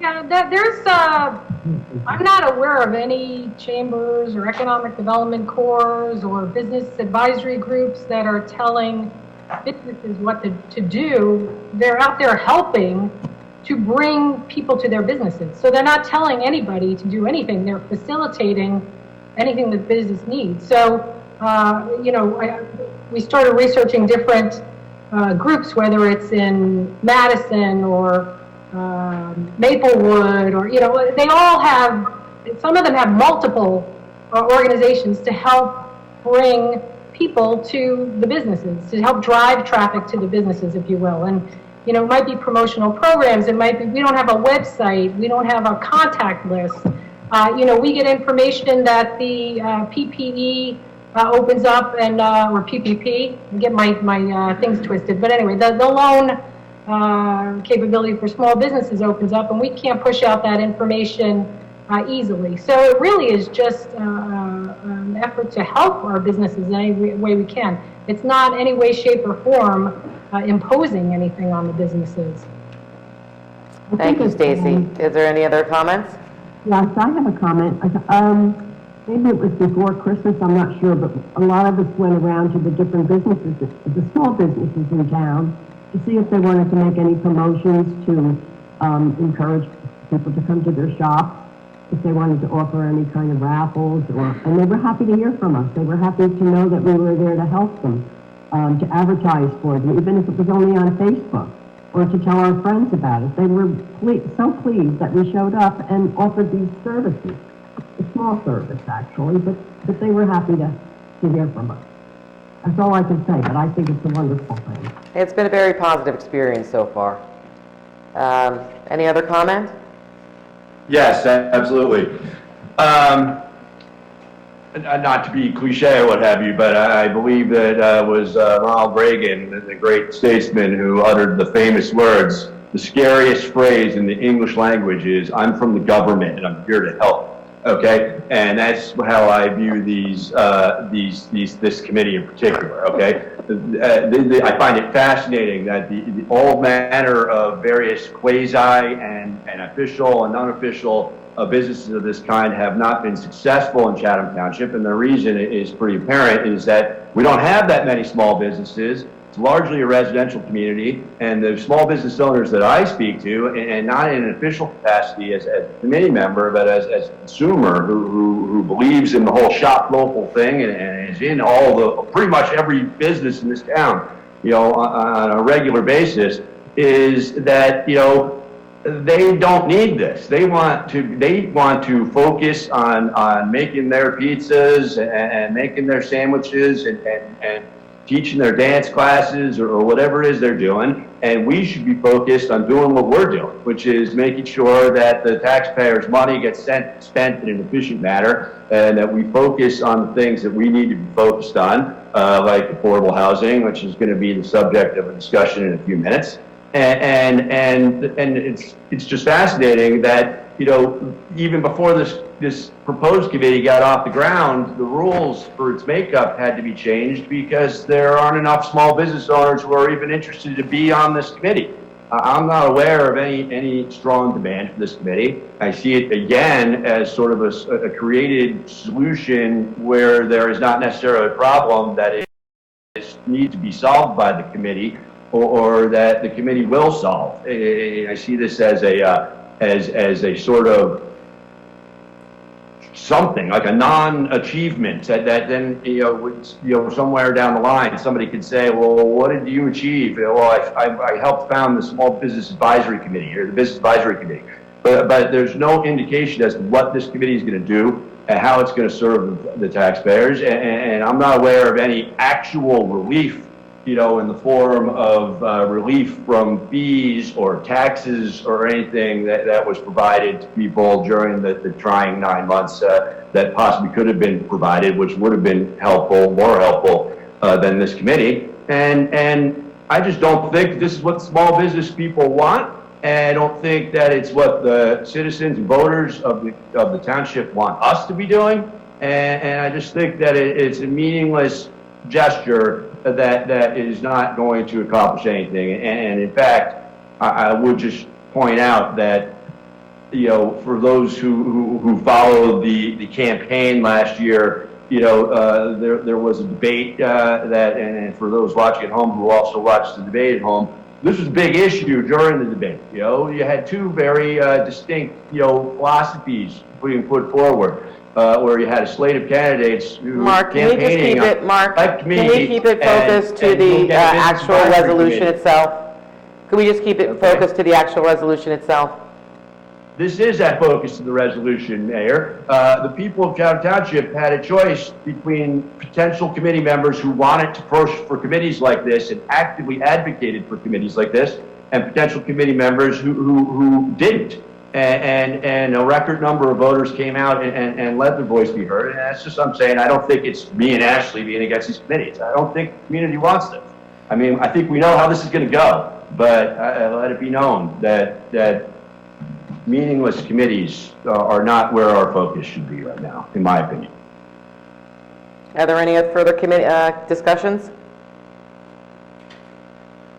If not, Greg, a roll call vote, please. Mrs. Felice?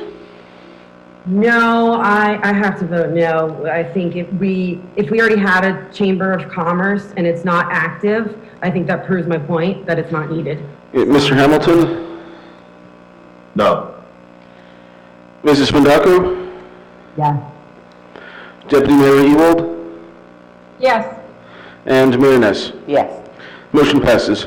I have a kind of a procedural question, because as part of our discussions in December, Mark, you agreed to be the liaison for the Business Advisory Committee. Is that something that you're just not going to believe in or work on? Do we need to make a change? No, I think in our private discussions, I said, I mentioned that I was not necessarily think that there was a need for this committee, but if there was going to be one, I would be willing to serve in that capacity. And I don't see this committee as being necessary, but if it's going to happen, I'm certainly willing to fill that role. I'm not against businesses or advising them. Just don't think they want my advice, but I'm happy to do it.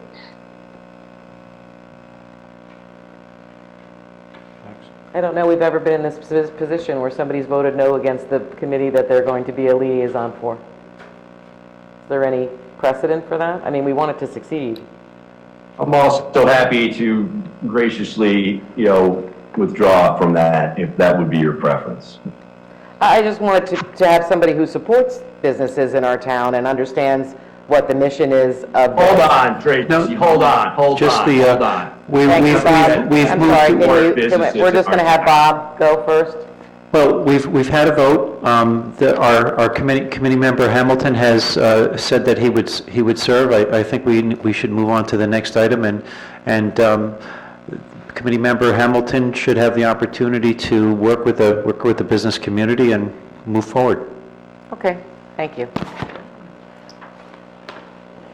The next resolution is Resolution 2021-042, which is the establishment of the, oh, no, I'm sorry, I already did that one. Which is the establishment of the Affordable Housing Committee.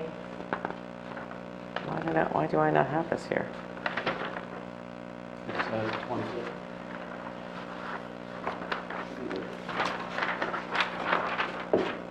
I got it. 2021-040 to the establishment of the Affordable Housing Committee.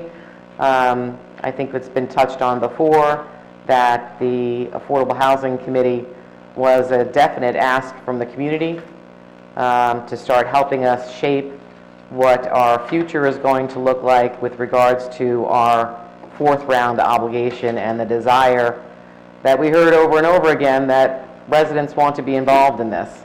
We don't want to be behind the eight ball again. We want to be able to have open discussions about what potential solutions are. We had a lot of people offer up some terrific solutions that unfortunately didn't really fit in with the funding formulas that exist with affordable housing right now.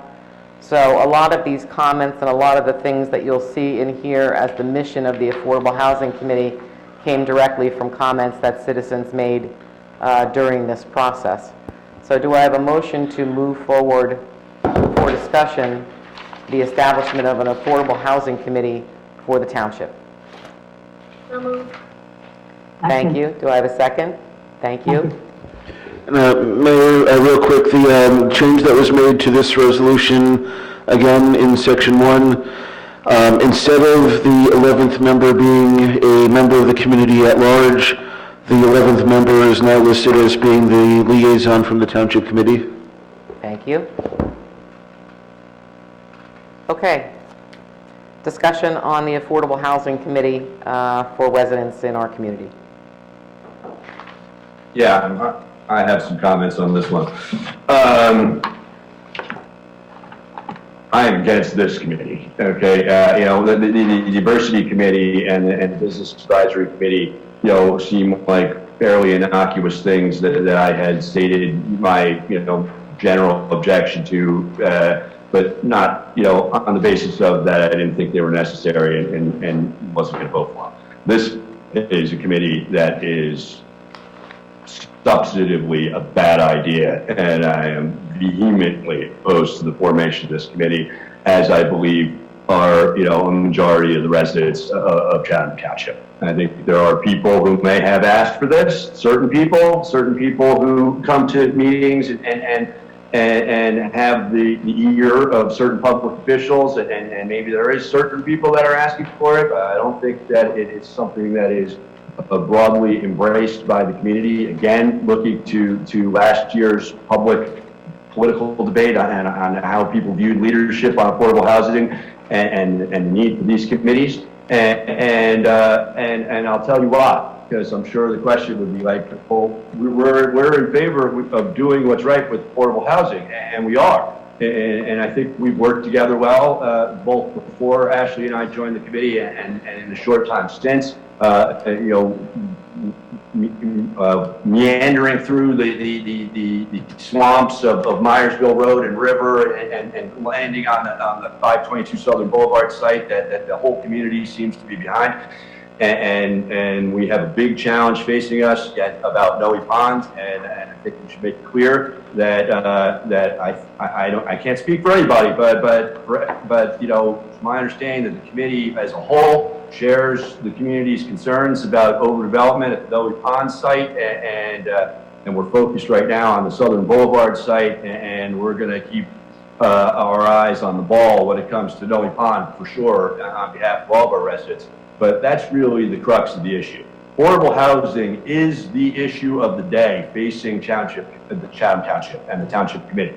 And the people, I wouldn't say sitting in this room, you know, but euphemistically, the people you see on your TV screens right now and my fellow committee members are the people who have been selected by the tax-paying and not tax-paying residents of Chatham Township to take the lead on this very important task. This is our job. The people of Chatham Township have entrusted us, these 5 people, with the help of our professionals, to be the face of this job, to be transparent, and to get the job done. And I think it was Mrs. McNally who called in earlier and espoused, you know, all the wonderful people in this community who have been involved in this process. And it was this process that brought me, and I'm not saying I'm a wonderful person, but how I got involved in this in the first place. And I think she said that there was 200 people or more who appeared at these meetings on important issues that had to do with affordable housing. And that's really my point when it comes to this. We're in charge of this issue, and we are blessed and fortunate to have an affordable housing advisory committee already. It has almost 7,000 members who are focused on this issue, who recently came out in record numbers to let their voice be heard about what direction the leadership on this issue should take.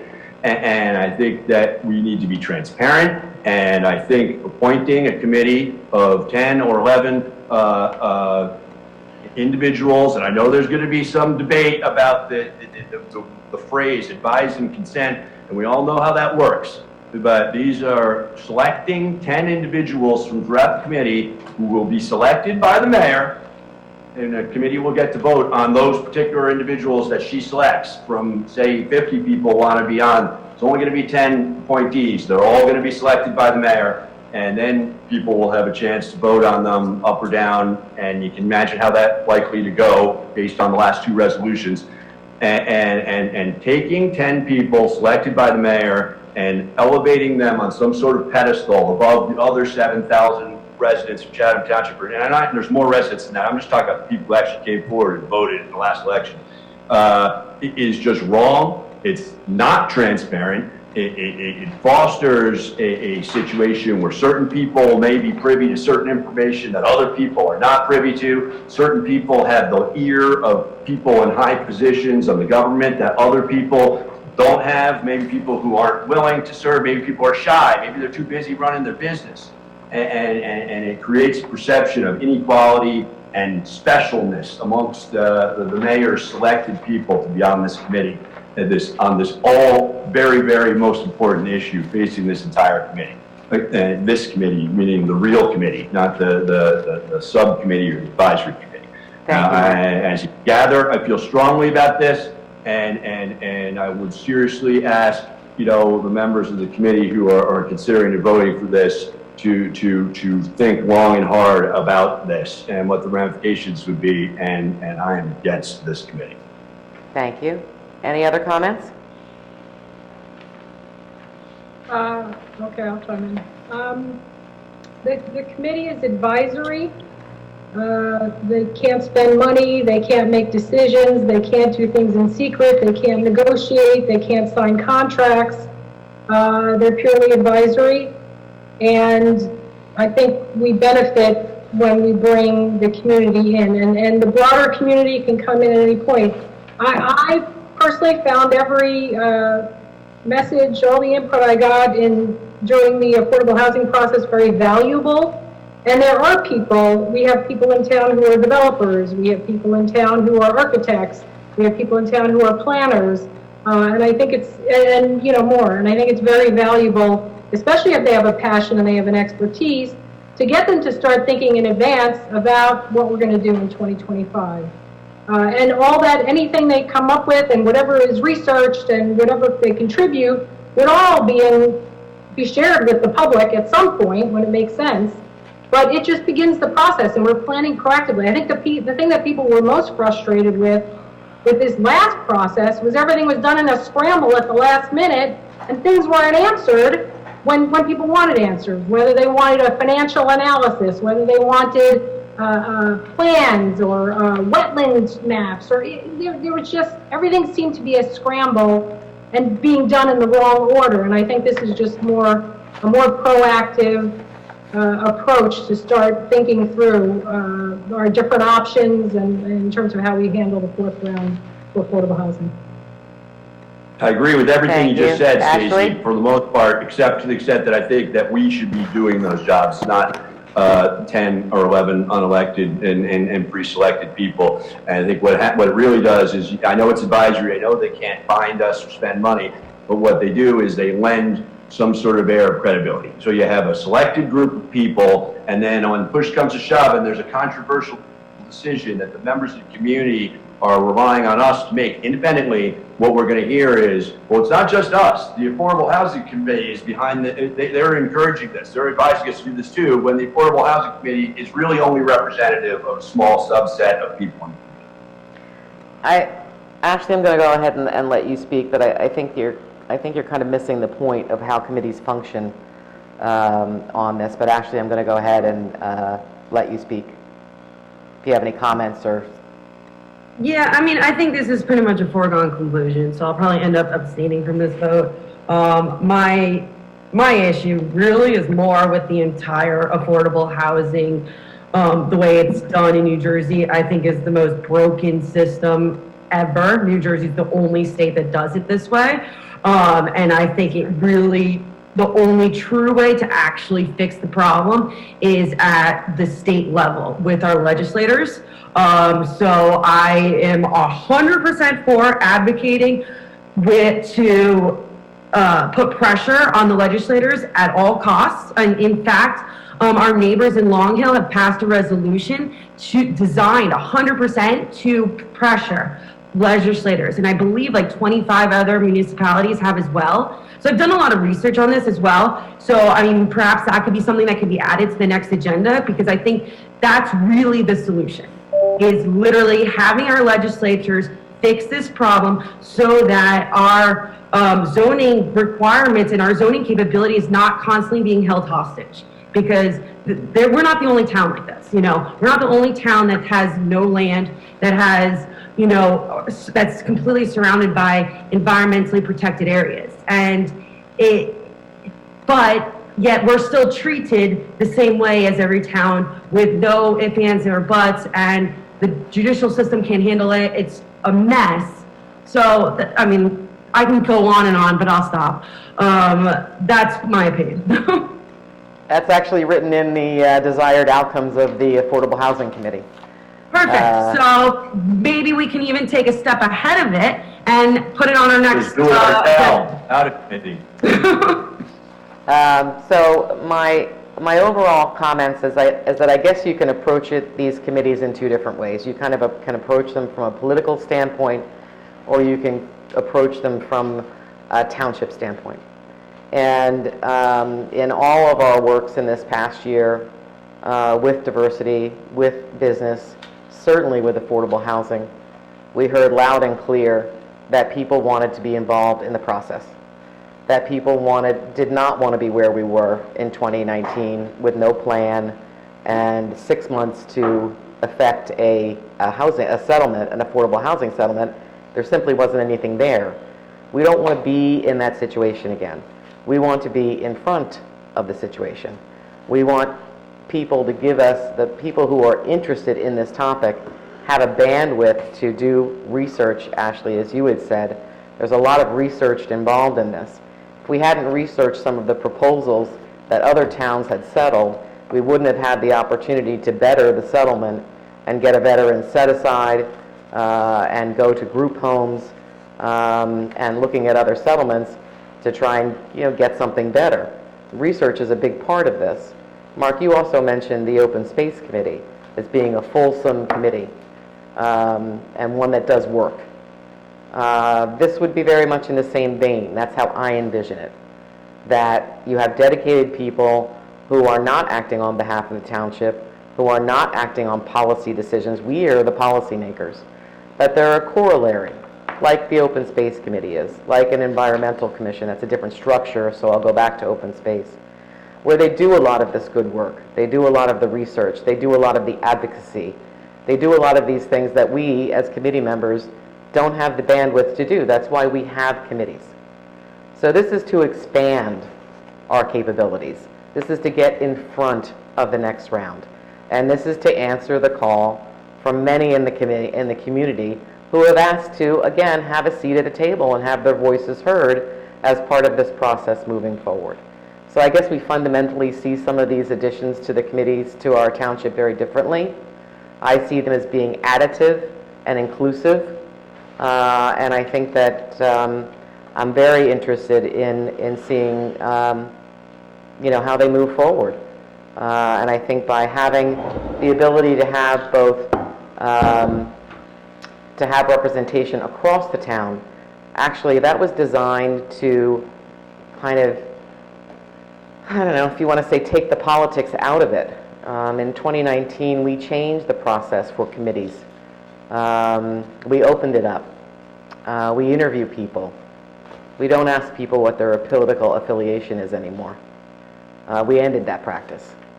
We want to look at people who are going to be on this committee that bring skill sets or passion or involvement or research or other capabilities that are going to move us forward and provide advice and consultation to the entire committee.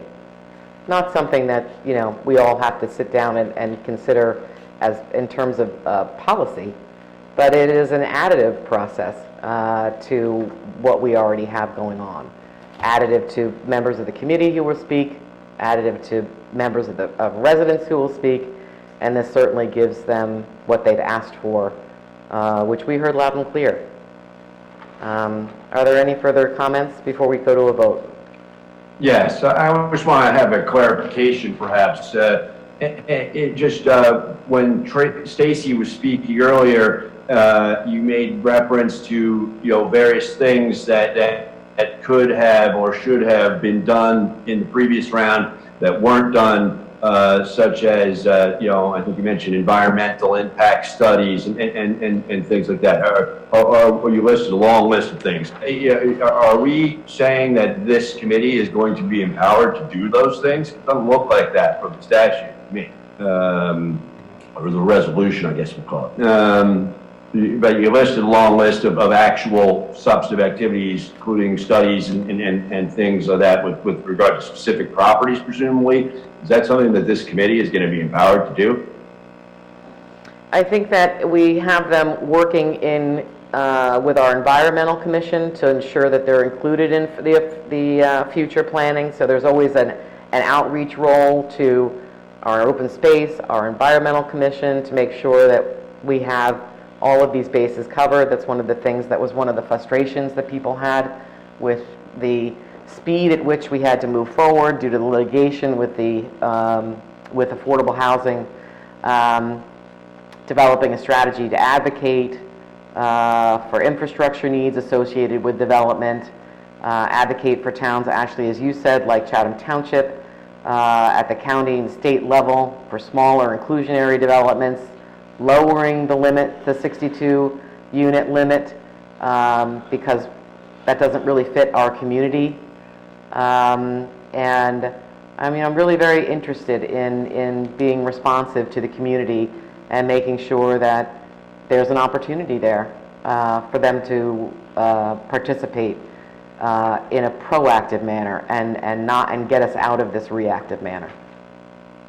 Now, is this... That wasn't really my question, though, but the question was, will the members of this committee, will this committee independently be empowered to identify pieces of property that potentially become sites for affordable housing and conduct studies on them, including apparently, you know, engaging with professionals and spending money? I heard they can't spend any money, but I also heard that they were going to achieve the goal of conducting environmental impact studies that last committee failed to conduct. No, we said liaison and include in the environment in the discussions as we move forward with whatever our fourth round is going to be.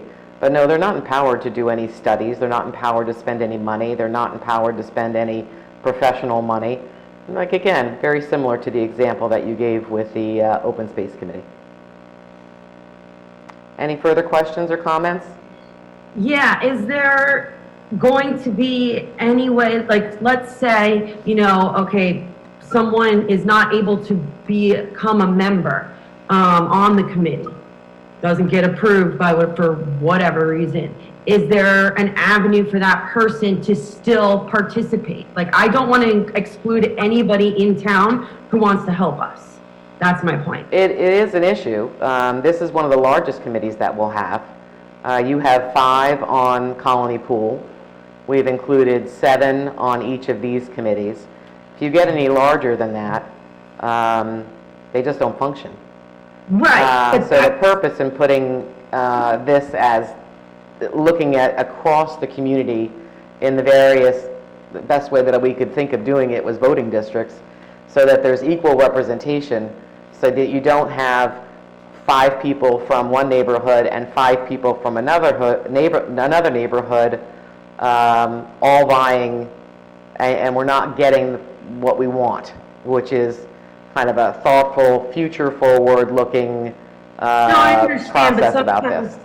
I understand, but like sometimes you're going to have, you know, let's say, I mean, you have an attorney and a developer living in the same district who are both specialists in this area. I mean, I want to make sure that both of them have the opportunity, even though they're both in the same district.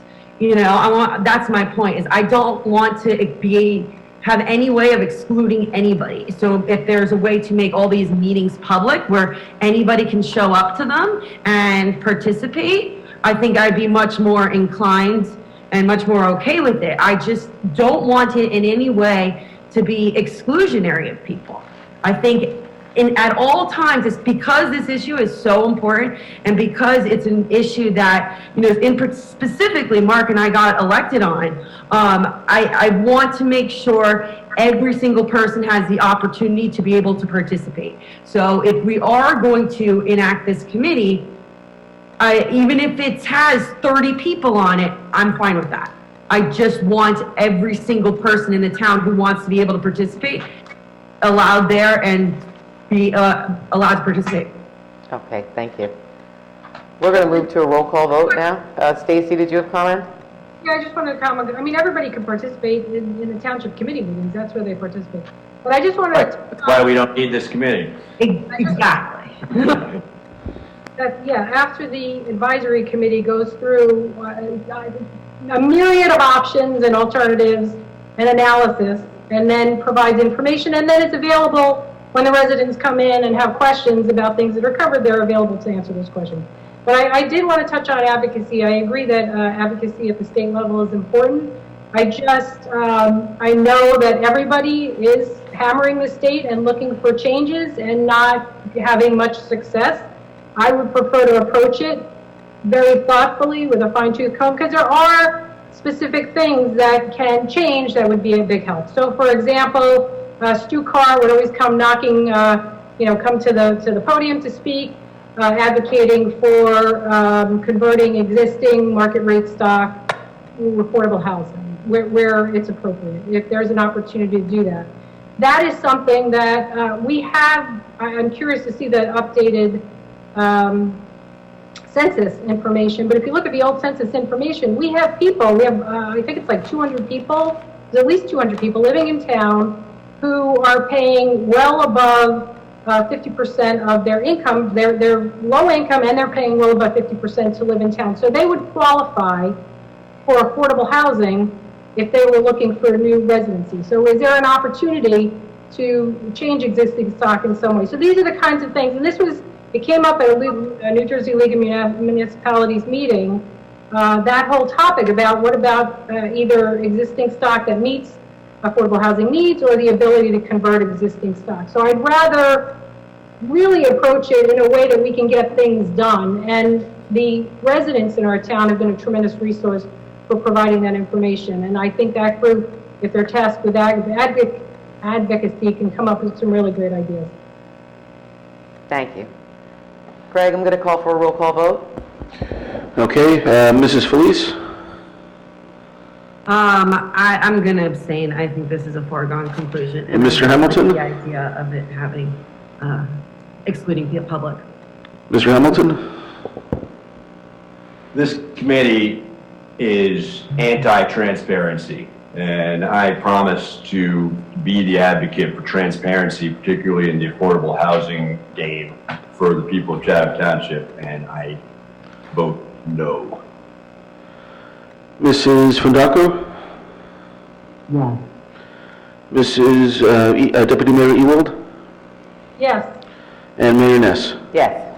Motion passes. Thank you. Terrific. Well, it's very exciting. It's very exciting that we're able to move forward and give our residents the opportunity to participate in their municipal government in a variety of ways, to support our businesses, which is something that we've never had a municipal function to do, and certainly to answer the residents' call about having more involvement, getting in front of our affordable housing, and having being able to meaningfully contribute to future decisions with regards to affordable housing. So thank you very much for all of that. We're going to move on to discussion items now. The first discussion item is awarding a recycling contract to the Morris County MUA. You all should have gotten the memo regarding this. Bob made mention of it in our report. In your report, was it that long ago? In your report. Now, there is also a draft resolution circulated. And we have a draft resolution that was circulated as well. Bob, would you like to just kind of reiterate? Sure, I'll be happy to give a recap. The township currently has a contract with the MUA that's in force, and it will cost the township $230,000 in 2021. In October of 2020, the MUA sent the township a letter, and they proposed to extend the current contract, amended in two key areas. They offered to reduce the cost for 2021 to $186,000. So that would be a savings of $44,000. And for 2021, they also in the October proposal, will guarantee that the township will just pay $186,000. Previously, the township had received bills after the close of the year for additional marketing of and disposal of recycled material that could not be recycled. There was no market for that. So the MUA is offering to absorb those costs if there is a cost. It is a commodity, so sometimes it'll go up, sometimes it'll go down, but they're willing to absorb that cost. So we have budget certainty for that. The Township Committee had also asked if we could receive proposals from them to explore other options, such as additional pickup, dual stream pickup, and we received 2 proposals, but they were significantly more costly. So I'm recommending that we go with, that I'm respectfully asking that the township pass the resolution so that we can achieve the savings for the $44,000. We would have budget certainty for the $186,000 for the year. And then the recycling market is going to be changing. It's already starting to shift a bit. After the budget's adopted, we can take a look at this again. We can work with our partners at the MUA who showed flexibility by providing us with a couple of other options, but we can drill down and we can work with some of our sister communities and look at other options. So I'm respectfully requesting that we adopt a resolution to accept their proposal from October, reduce the current contract from $230,000 down to $186,000, and be able to program that savings into our 2021 budget. Thank you, Bob. Yeah, it was kind of interesting, this process that we've been going through. We expected in this year, with our recycling contract coming up at the end of this year, to kind of go through this process, given that the landscape for recycling has changed dramatically in the past 2 years. Whether dual stream would be better or easier for our residents to do. I think single stream, personally, I think single stream is kind of a disaster because and speaking with some of the members of the Environmental Commission, it's the kind of the message is when in doubt, throw it out. And we end up throwing out a lot of things. I don't think it worked out to be as what we thought it was going to be. And I think that's kind of a universal comment on single stream recycling. But I'm certainly enthused that we are going to be able to save that amount of money, especially in this pandemic budget year, and that weighs heavily. I also very much like the opportunity at some point in time to look at what our options are going to be as this market continues to change, and continue that investigation. But I think that working with the MUA, with the service that we have now, given the savings that are significant, I would be in favor of moving forward with this. And I'm interested in if we can have any discussion, if anybody has any discussion with this. Or we can just introduce the resolution. Yeah, I'd like to say that I agree. I mean, to me, there's no downside. We're saving money, and we have the 90-day out if we find a better situation. So I don't see the downside here. Well, thank you. I'd like to move forward with that because if the Township Committee moves forward today, the MUA has held their offer so that it would be retroactive to January 1st. So they would. It would not be prorated from February 1st, so we can move forward immediately. And there will be no changes in any of the service that are currently received. It will just continue on, and we'll save money. That is correct. Is there? Tell me how we do this now? If if there's any other discussion, I'm happy to hear it. We can move right to the resolution. I would recommend that, please. The resolution number would be Resolution 2021-058, and the title would be Resolution of the Township of Chatham, County of Morris, State of New Jersey, awarding a contract to the Morris County Municipal Utilities Authority for recycling services. Do I have someone who'd like to move that resolution? So moved. Do I have a second? Second. Thank you. Can I have a roll call vote? Mrs. Felice? Sorry. Yes. Mr. Hamilton? Yes. Mrs. Fundaco? Yes. Deputy Mayor Ewald? Yes. And Mayor Ness? Yes. Motion passes. Thank you. Thank you very much. You've made Bob a very happy man right now. He's getting very cranky with me with asking all these questions about, our opportunities to explore different areas of recycling. So you've made him very happy right now. The second discussion item is the Green Village sewer, small sewer proposal. John, you went into this in quite a great deal in answering Dan's question. I guess my questions for you are, at what cost will this be, if any, to the community? I think it was a terrific way of level setting the fact that this was only 1,800 square feet. Is that what you said? 8,700. You know what, let me, 8,700 square feet across 4 properties. So that makes me feel a little better. Oh, you're going to screen share. Okay, John, take it away.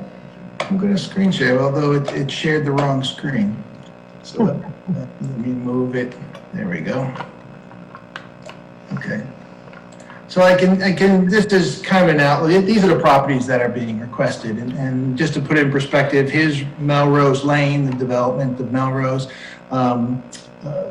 The Oak Knoll Fields are located up here. So it's just driving down Green Village Road.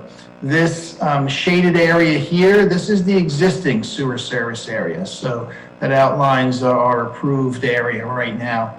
And the homes that want to be, that are petitioned to be connected to the municipal sewer system are these 4 homes.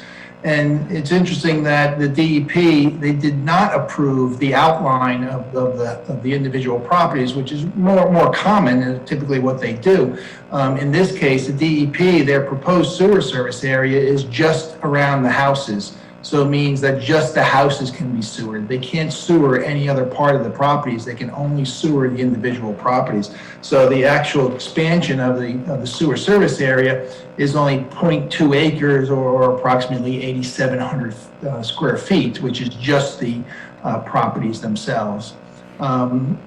Chatham Township, we've always had sewer extensions. They're paid for by the people that are getting the service. So it is usually, this is a very small project. Usually we would do much larger projects, and it would be a special assessment would be imposed.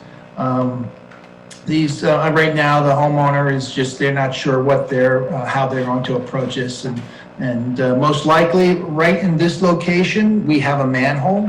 Our interceptor sewer, that's the terminus manhole for that. So I would envision that they would extend the sewer within an existing easement here, extend it to the road, and then have a line in this location, and that's what would be installed.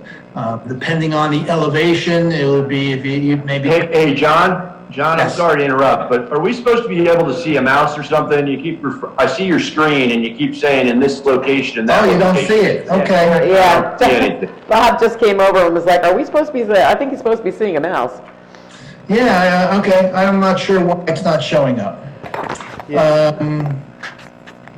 Okay, well, I'm not sure how that... Maybe you can talk about the pink squares, the Yeah, orange the pink squares. squares, and, basically the pink squares are the houses that are, that's the outline of the houses, and that's what would be, the consent is going to be, is to extend the service area to the outline of the houses. And the orange represents the individual property lines.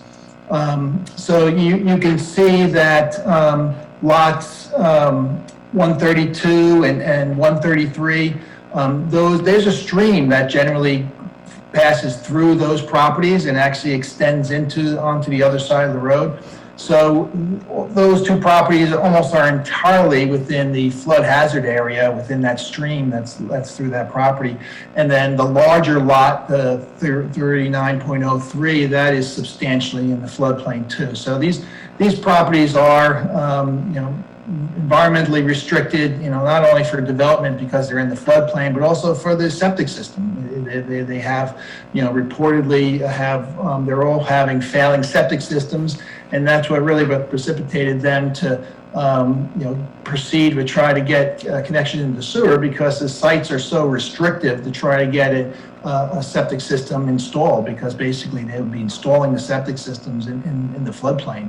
So, that's a general outline, and I know I was pointing to it, but right at where you see lot 132, the text right there is where we have a manhole. So that's where they would connect into the system. Okay.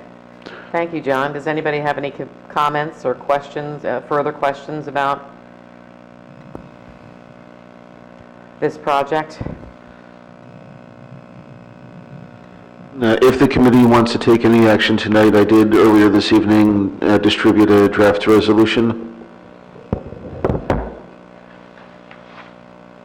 John, are we at that point where we would approve this project for the residents, or do we need to flesh it out a little bit as to who's doing what, or? No, I think all the action that the committee is taking is that you're going to allow these individual homes to be the sewer service area. You're expanding it to be the outline of the homes. You're not, and that's all you're doing. You're not, this is not going to be, any obligation that you have to approve anything further. Every case is justified on its own, and this petition for this, it has certainly the justification, because the sites are constrained for actually installing a properly designed septic system. So I can appreciate the need for this.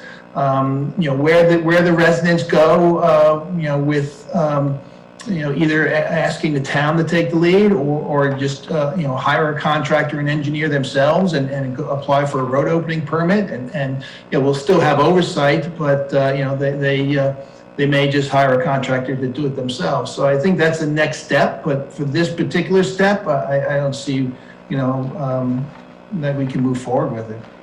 Right, we're the Township Committee, if they agree, they would basically, the resolution is basically a statement of consent that goes to the DEP, if I understand it correctly. Is that your understanding, John? Correct. We're just, the DEP is ready to approve this, and they just ask for our consent. Okay. Is there any further discussion on this? Yeah, John, I gather from your talk, this is a fairly unusual situation with what they're actually applying for. The DEP is willing to approve is a theoretical extension of the sewer, constrained to within those purple or pink shaded areas, right? That's what my understanding is. It is. They are approaching this in a very restrictive way, that these homeowners, basically can service the existing homes. They can't do a tear down and rebuild and move the house. If they move the house, they can't sewer the new house.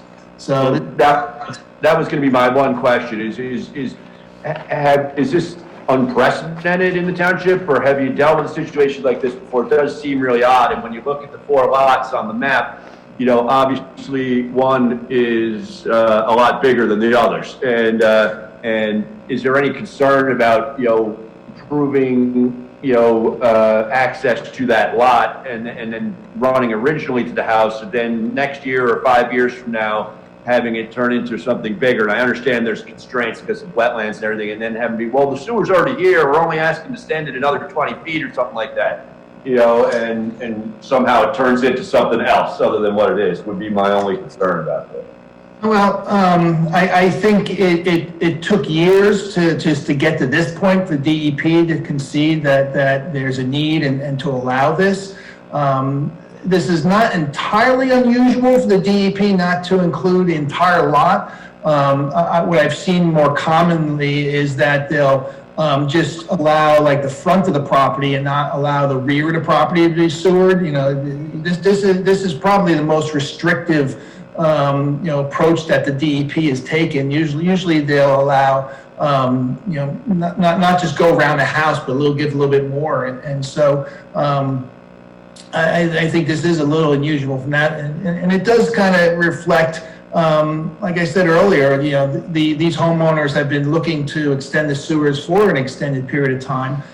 They did request when we were doing the work in 2014 that it be included. I approached the DEP and basically I was asking the DEP if they would be willing to I was proposing just the front yards, allow just the front of the properties to be within the sewer service area so they can satisfy the, address these properties in concern. The DEP said no, and we fought a little bit, but we were under a different situation in 2014 where we couldn't delay, the sewer, modifying the wastewater management plan because, not to go on to a tangent, but, we were under consent order to address issues at the plant and we needed to get that report done quickly. So, we had to table this and move on. And so, and the residents picked up the gauntlet and, been fighting with the DEP all this time. So, will DEP allow the expansion of this any further? I would say possibly, because you can see, just to the left, there's a few more homes that are on very narrow lots, and those, I know the soil conditions are poor there, so will those 3 homes approach us in the future? Possibly. Where it goes from there, the lots gets much bigger as you go, into the Green Village area, and I doubt that the DEP is going to continue to entertain this. I think they're looking at this because the lots are so small and they are so restrictive to try and get a septic system that's even marginally approvable for complying with the septic regulations. So I think the sites are unique, that they are very difficult sites to get septic systems installed, and I think that's why the DEP is allowing this. Thank you. Are there any other questions concerning this? And would we like to entertain the resolution offering consent to the process for DEP? Greg, do we have the resolution for that? Yes, it would be Resolution 2021-059, a resolution of the Township Committee of the Township of Chatham consenting to the proposed Northeast Water Quality Management WQM Plan Amendment. And as noted, that was distributed earlier this evening. Thank you. Do I have a motion to move the resolution forward? So moved. Do I have a second? Second, thank you. you, Mark. Seeing as we just had our discussion, and John so eloquently and explained and tried to point out, mouseless or not, what the process is for residents, that I'd like to call for a roll call vote. Mrs. Felice? Yes. Mr. Hamilton? Yes. Mrs. Fondaco? Yeah. Deputy Mayor Ewald? Yes. And Mayor Ness? Yes. Motion passes. Thank you. I think I can hear people faintly, few people faintly in Green Village cheering right now. Well, yes, so some of the property owners are in the audience, so I'm sure they're pleased. Oh, well, that's good. Okay. Well, as a realtor, I deal with properties out in Far Hills and in Bedminster and Basking Ridge. They're all septic properties, and that's not a fun process, I have to say. So good luck with that. Our final discussion item of the evening is our LEAP grants for shared services. Very excited about this. Bob, can I turn to you and ask you to explain this to the committee? Certainly, Madam Mayor. The LEAP grant resolution, if the governing body should decide to pass it, would authorize the Township of Chatham along with, to partner with 5 other municipalities to look at shared services opportunities in the areas of public works, in a couple of different areas. The Township Committee did receive a memo with background information on this, but just as a recap, Chatham Borough and Chatham Township were asked to join a study that had been ongoing for about a year by our sister communities in Madison, in Morris Township, and Morris Plains. When they were looking at the potential for some shared services opportunities in public works, the administrator suggested that both of the Chathams be approached to see if we would like to participate. So there does seem to be a couple of opportunities for potential sharing of equipment. We all need to, there are certain pieces of equipment that we all need that we can't share, but there are pieces of equipment such as street sweepers and sewer vac trucks with cameras that we could share, that other groups have shared around the state. In looking at this also, the administrators and the other participants were discussing opportunities to basically, this is my terminology, but share certain types of crews. There are strengths of certain DPWs that are not the strengths of others. So the example that I had used is we have a licensed electrician, so we might be able to help with some projects in another municipality where they need something done, but it would be cost prohibitive to go out and hire a licensed electrician, or they're just too busy. But there are certain communities that have tree crews that we could make use of. So that's part of what we were looking at. And then it's also expanded to take a look at, we have specialty equipment, DPW equipment is getting more complicated, and some communities have emergency vehicle technicians. So if that street sweeper that I talked about, it's got some pumps and it's got other things that you need to have.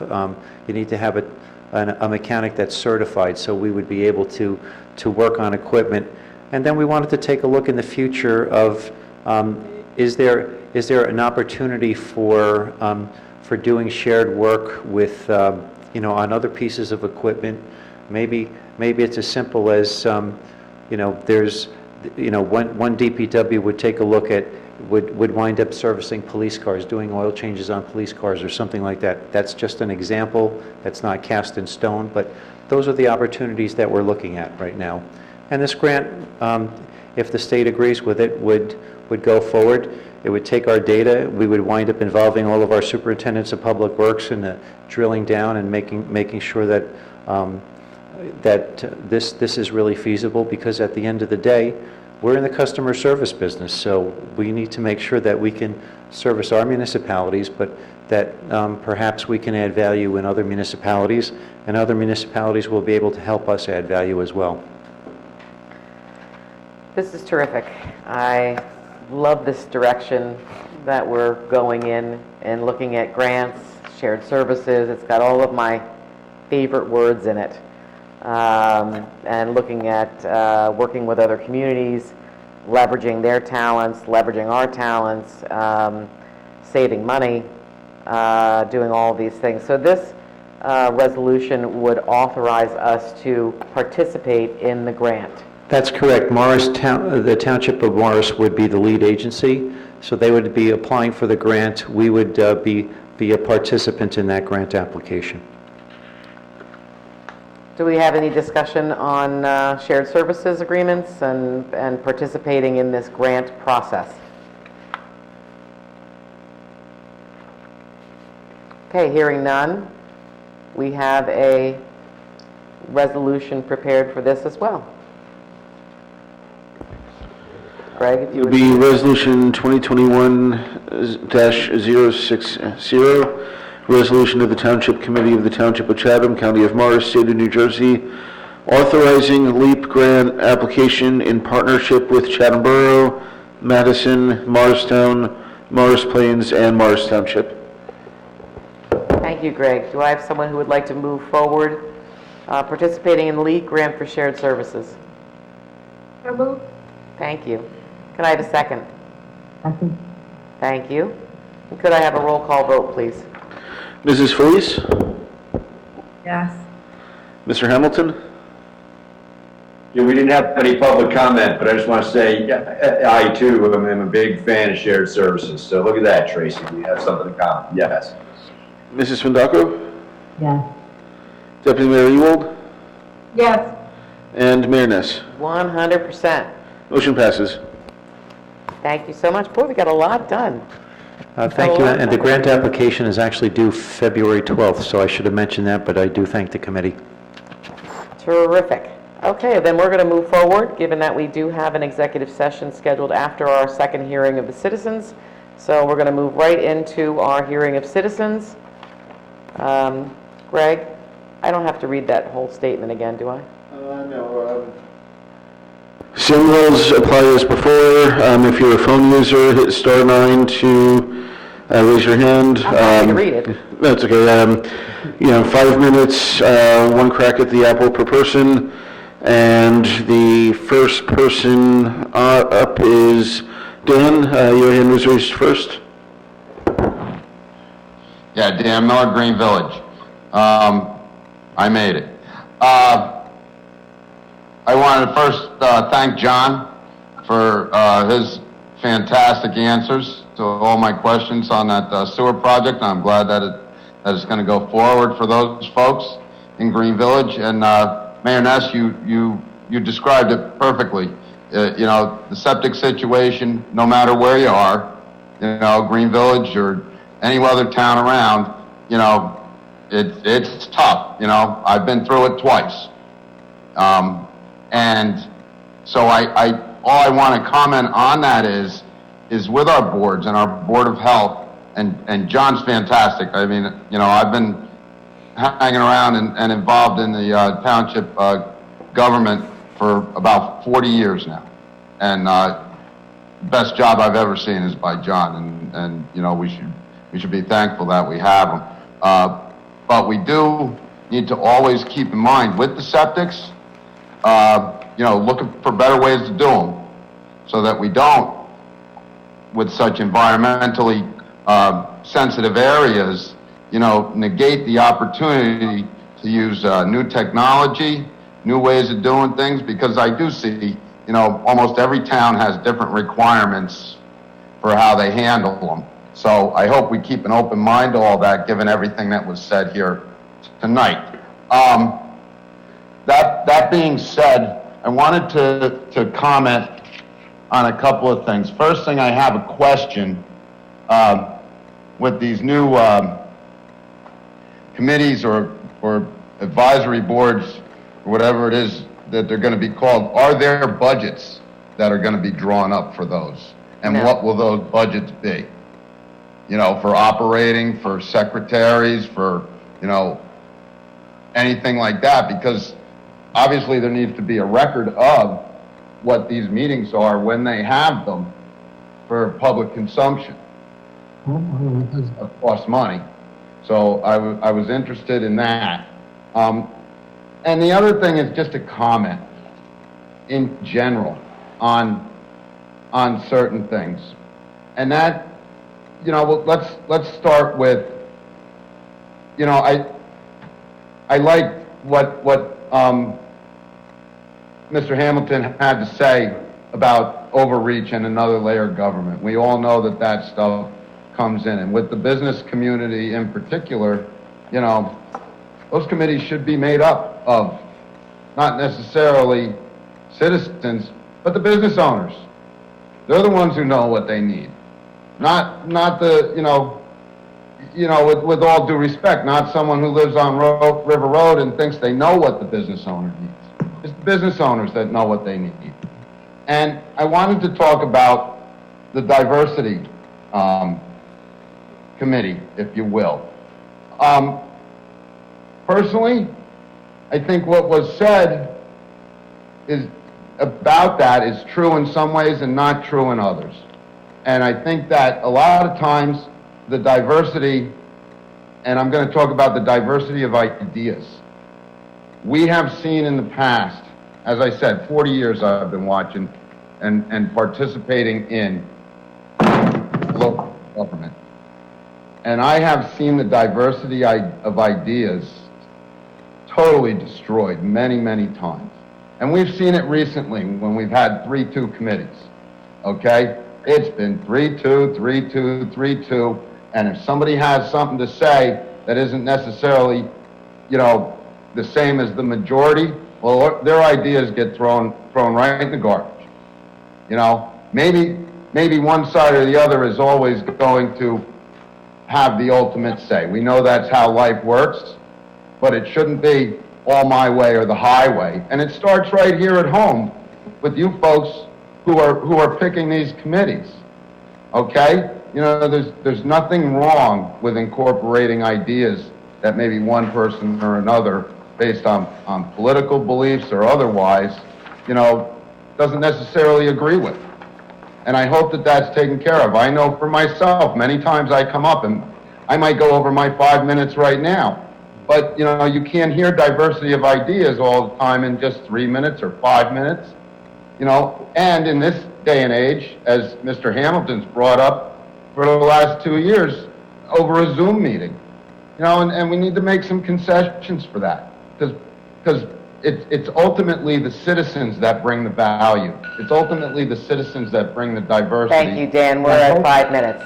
Okay, well, I hope you just give me one more second. Well, we did that the last time, and I don't want to do that not for other people.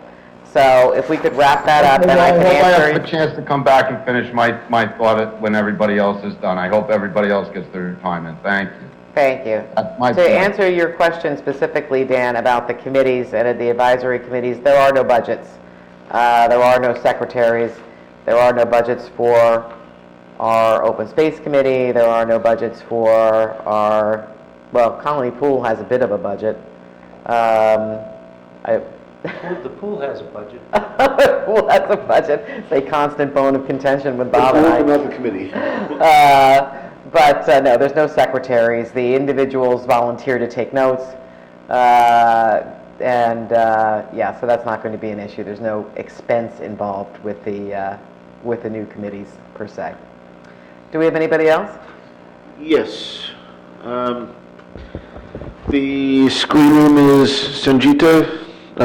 If you could unmute, give your name for the record and what street you live on. Yeah, hi, can you hear me? Yes. Yeah, hi, my name is Kalpana Tumu.